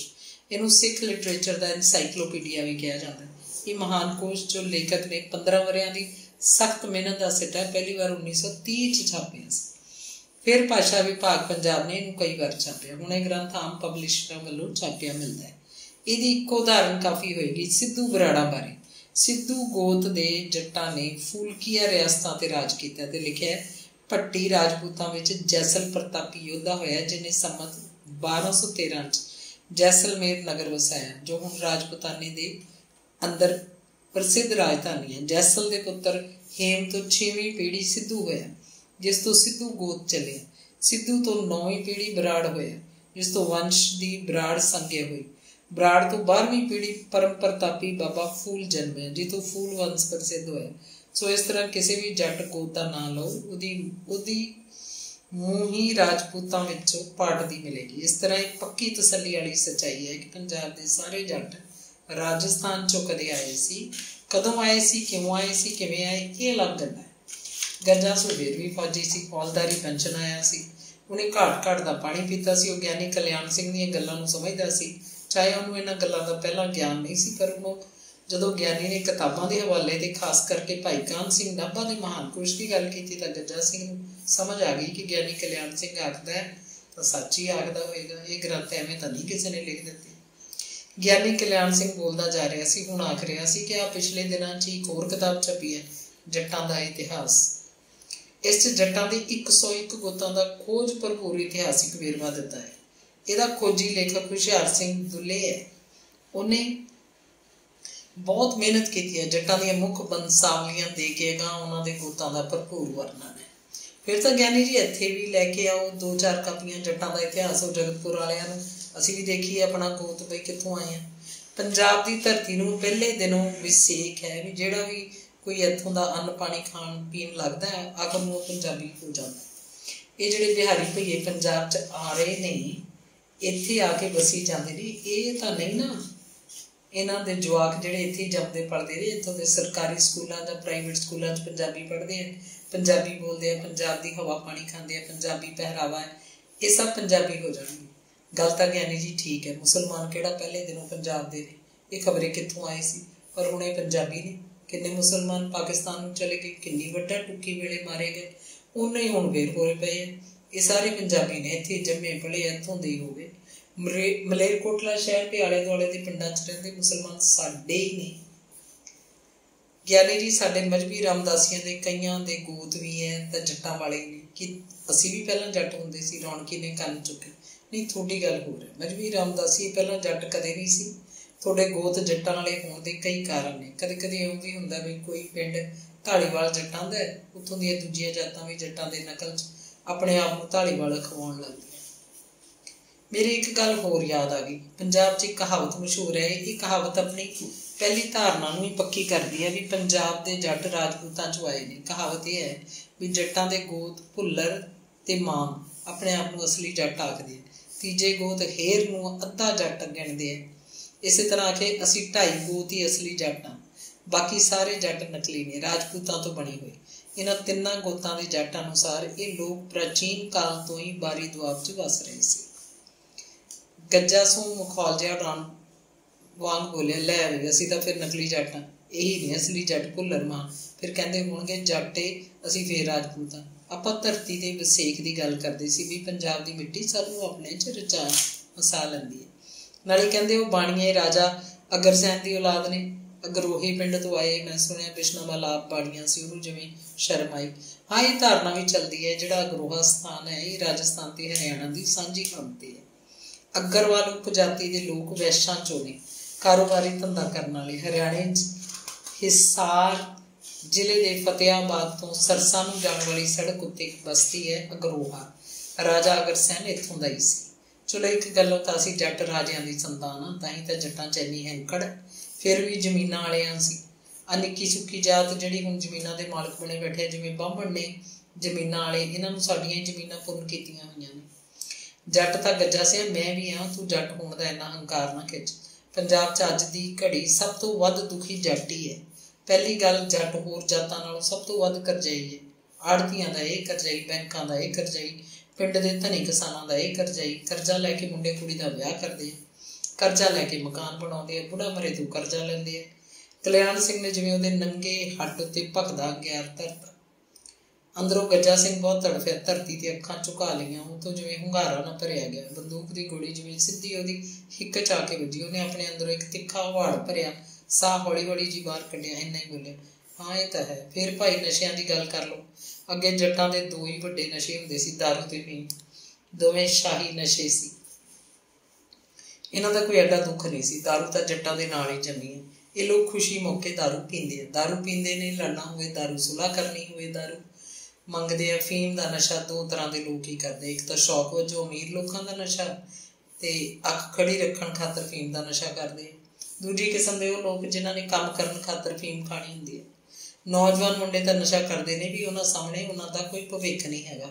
बेरोजगार हर हर करते तुरे फिरते हैं, डप डप वजदे कंधा कौलियां नाल। दूजे वो लोग नशा करते हैं जिन्होंने को अपना बचिया कख नहीं, ना जमीन बची होंगी है, ना घर बार रह गया होंगे। उन्होंने कोई पहला वो दारू का नशा करते हैं, फिर फीम, फीम तो बाद भुक्की ते आ जाते हैं। भुक्की की घूकी च पता ही नहीं लगता होर की खाई जाते। उधर गज्जा सिंह सोच की हेठली तह तो भी थले किधरे गर्क सी, जिवें उन्होंने नींद आ रही होवे। उहदे हुंगारे भी मुक चुके सी। बिश्नावाल ते रौणकी रामदासी ज्ञानी जी वालों कन्न हटा के गज्जा सिंह वाल लगातार झाकी जा रहे थे। उन्होंने गज्जा सिंह की हालत जिवें समुचे पंजाब की हालत दिस रही होवे। बिश्नावाल चाहे जात का बाड़िया सी, पर जमीन का मालक होने करके वड्डा जट सी। उहदे मुंडे खेती का काम करते सी, मतलब वो जट बाणिया सी।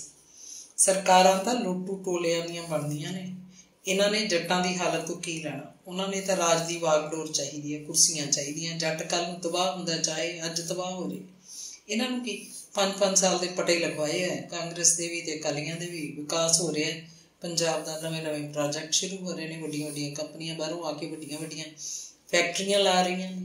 वो दोपहर तो ही इत्थे लाइब्रेरी बैठे हुए सन, गल्लां च उन्होंने पता ही नहीं लग्या कि आथण उतर आई। लक्कड़ के मिस्त्री अपना काम छड्ड के कदों दे चले गए। उन्हों का तो ठेके का काम सी, चाहे कितना चिर होर काम करी जाते, पर वो बठिंडे तो आउंदे सन, उन्होंने अपने घरें भी जाना सी। उन्होंने चारां नूं शायद अपने घर अज नहीं उड़ीक रहे सन। जट्टां दीयां गल्लां करके उन्होंने ਸਰੀਰਾਂ 'ਚ ਥਕੇਵਾਂ ਉਤਰ ਆਇਆ, ਪਰ ਗੱਲਾਂ ਸੁਣ ਕੇ ਮੁੱਕ ਨਹੀਂ ਰਹੀਆਂ ਸੀ। ਉਹਨਾਂ ਨੂੰ ਪਤਾ ਵੀ ਨਹੀਂ ਲੱਗਿਆ ਕਦੋਂ ਭੀਮਾ ਉਹਨਾਂ ਦੇ ਕੋਲ ਆ ਕੇ ਬੈਠ ਗਿਆ ਅਤੇ ਲਾਇਬ੍ਰੇਰੀ ਦੇ ਮੁੱਖ ਦਰਵਾਜ਼ੇ ਦੇ ਜੰਦੇ ਨੂੰ ਹੱਥ 'ਚ ਲਈ ਬੈਠਾ ਉਹਦੇ 'ਚ ਬਾਰ-ਬਾਰ ਕੁੰਜੀ ਘੁਮਾ ਰਿਹਾ ਸੀ। ਉਹ ਲਾਇਬ੍ਰੇਰੀ ਦੇ ਸਭ ਖਿੜਕੀਆਂ ਦਰਵਾਜ਼ੇ ਬੰਦ ਕਰ ਚੁੱਕਿਆ ਸੀ। ਉਹਨੇ ਗਿਆਨੀ ਜੀ ਦੀਆਂ ਪਿਛਲੀਆਂ ਕੁਝ ਗੱਲਾਂ ਵੀ ਸੁਣੀਆਂ ਸਨ। ਹੁਣ ਉਹ ਇਸੇ ਉਡੀਕ ਸੀ ਕਿ ਕਦੋਂ ਇੱਥੋਂ ਉੱਠ ਕੇ ਜਾਣ ਅਤੇ ਕਦੋਂ ਮੁੱਖ ਦਰਵਾਜ਼ੇ ਨੂੰ ਜੰਦਾ ਲਾਵੇ। ਉਹਨਾਂ ਚਾਰਾਂ ਦੀ ਲੰਮੀ ਖਾਮੋਸ਼ੀ ਦੇਖ ਕੇ ਅਖੀਰ ਭੀਮਾ ਬੋਲਿਆ, ਚਲੋ ਗਿਆਨੀ ਜੀ ਫਿਰ ਘਰ ਆਪਣੇ। ਅਤੇ ਹੱਸ ਕੇ ਕਹਿਣ ਲੱਗਾ, ਅੱਜ ਤਾਂ ਤੁਸੀਂ ਖਾਸੀਆਂ ਗੱਲਾਂ ਕਰੀ ਹੈਗੀ, ਆਪਾਂ ਜੱਟਾਂ ਕੀਆਂ। ਭੀਮੇ ਦਾ ਬੋਲ ਸੁਣ ਕੇ ਜਿਵੇਂ ਉਹਨਾਂ ਨੂੰ ਜਾਗ ਆਈ ਹੋਵੇ, ਉੱਠ ਖੜ੍ਹੇ ਅਤੇ ਹੌਲੀ ਹੌਲੀ ਲਾਇਬ੍ਰੇਰੀ ਦੇ ਮੁੱਖ ਦਰਵਾਜ਼ੇ ਵੱਲ ਵਧਣ ਲੱਗੇ। ਧੰਨਵਾਦ।